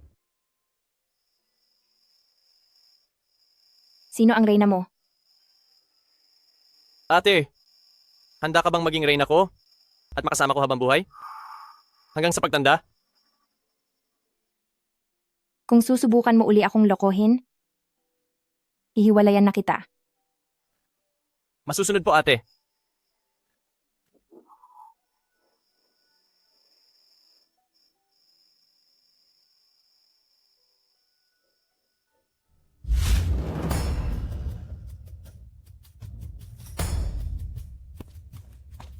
Mahal na hari, nakatanggap po ng liham ang aming binibini at agad na umalis. Kung gusto mong malaman ang kinaroroonan ni Shenyan, pumunta ka agad sa kakahuyan sa labas ng bayan. Saan siyang direksyon nagpunta?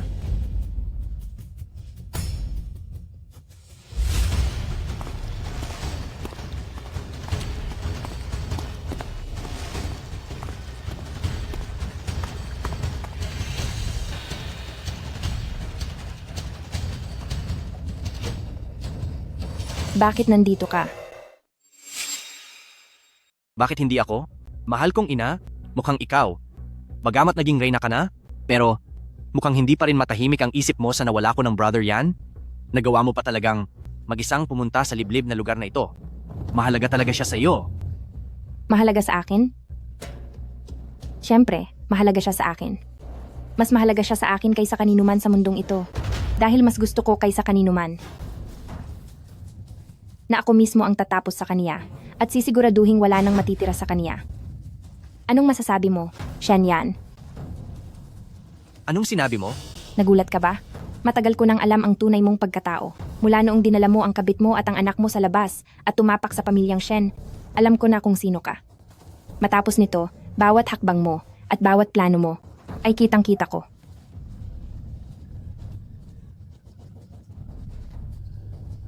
Alam mo nga talaga. Kaya naman pala nararamdaman ko na lagi akong naiipit. Ibig sabihin, umaarte ka lang pala sa harapan ko. Sayang nga lang. Dahil sa huli, makukuha ko pa rin ang gusto ko. Tungkol naman sa iyo, dahil nag-isa kang pumunta rito, huwag mo nang asahan na makaalis ng buhay. Subukan mo lang.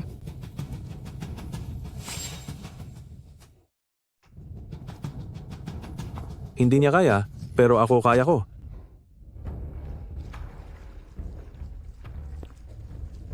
Ang 8 marangal na prinsipe. Darating ang oras na ikaw din ang magdurusa sa mga kasalanan mo. Pinapayuhan kita na tumigil na rito dahil baka ang mahal na hari ay magawa pa kayong patawarin. Tumigil? Ilang taon kong binuo ang planong ito at ngayong araw na ito ang katapusan. Gagamitin kita para tapusin si Wei Chen at ang mundong ito ay magiging aking-akin na. At kailan ako? Pumayag? Mahal na tito ng emperador? Matagal na rin tayong hindi nagkita. Dumating ka nga talaga. Dahil lang sa babaeng ito, baliwala na sa iyo kahit mawala ka pa sa mundong ito. Dakpin siya at siguraduhing pagbabayarin siya.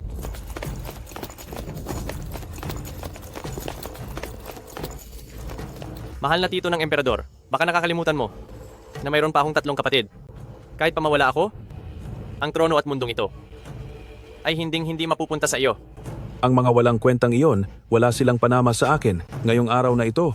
Kapag nawala ka na, ang mga sumusuporta sa akin ay magkakaisang pipirma para luklukin ako sa kapangyarihan ng naaayon sa batas. Magkakaisang pirma. Para sa petisyon? Napakagaling mo talagang magplano, mahal na tito ng emperador. Nakapanghihinayang. May isang bagay na kinalimutan mong isama sa iyong plano, mahal na tito ng emperador. Na ako, ay hindi pa mawawala ngayong araw. Nasa bingit na ng panganib pero ang yabang pa rin. Tapusin niyo siya.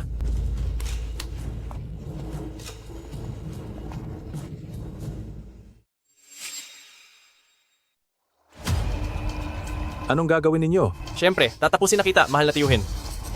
Mahal na tiyuhin? Akala mo ay kontrolado mo ang lahat? Pero sa simula pa lang, ay alam ko na ang mga binabalak mo. Gusto akong gamitin ni ang 8 marangal na prinsipe para palabasin ako, ngunit sa simula pa lang, alam ko na ang tunay na pagkatao ni Shenrong. Kami ni ate ay nagkunwaring nahulog sa iyong patibong para linlangin ang iyong mga espiya. Pero ang totoo, lihim na naming pinalitan ng mga kriminal na inupahan mo at ginamit namin ito para matuntun. At ang lahat ng iyong, ang mga kakampi sa palasyo, ay nadakip na naming lahat. Magbabayad ka.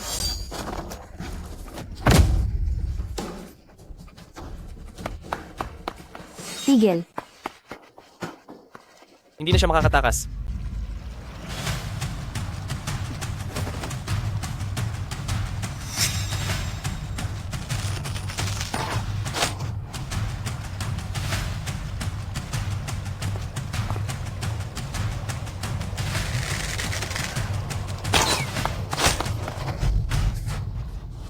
Tapos ka na ba? Kung tapos ka na, ay tapusin na natin siya.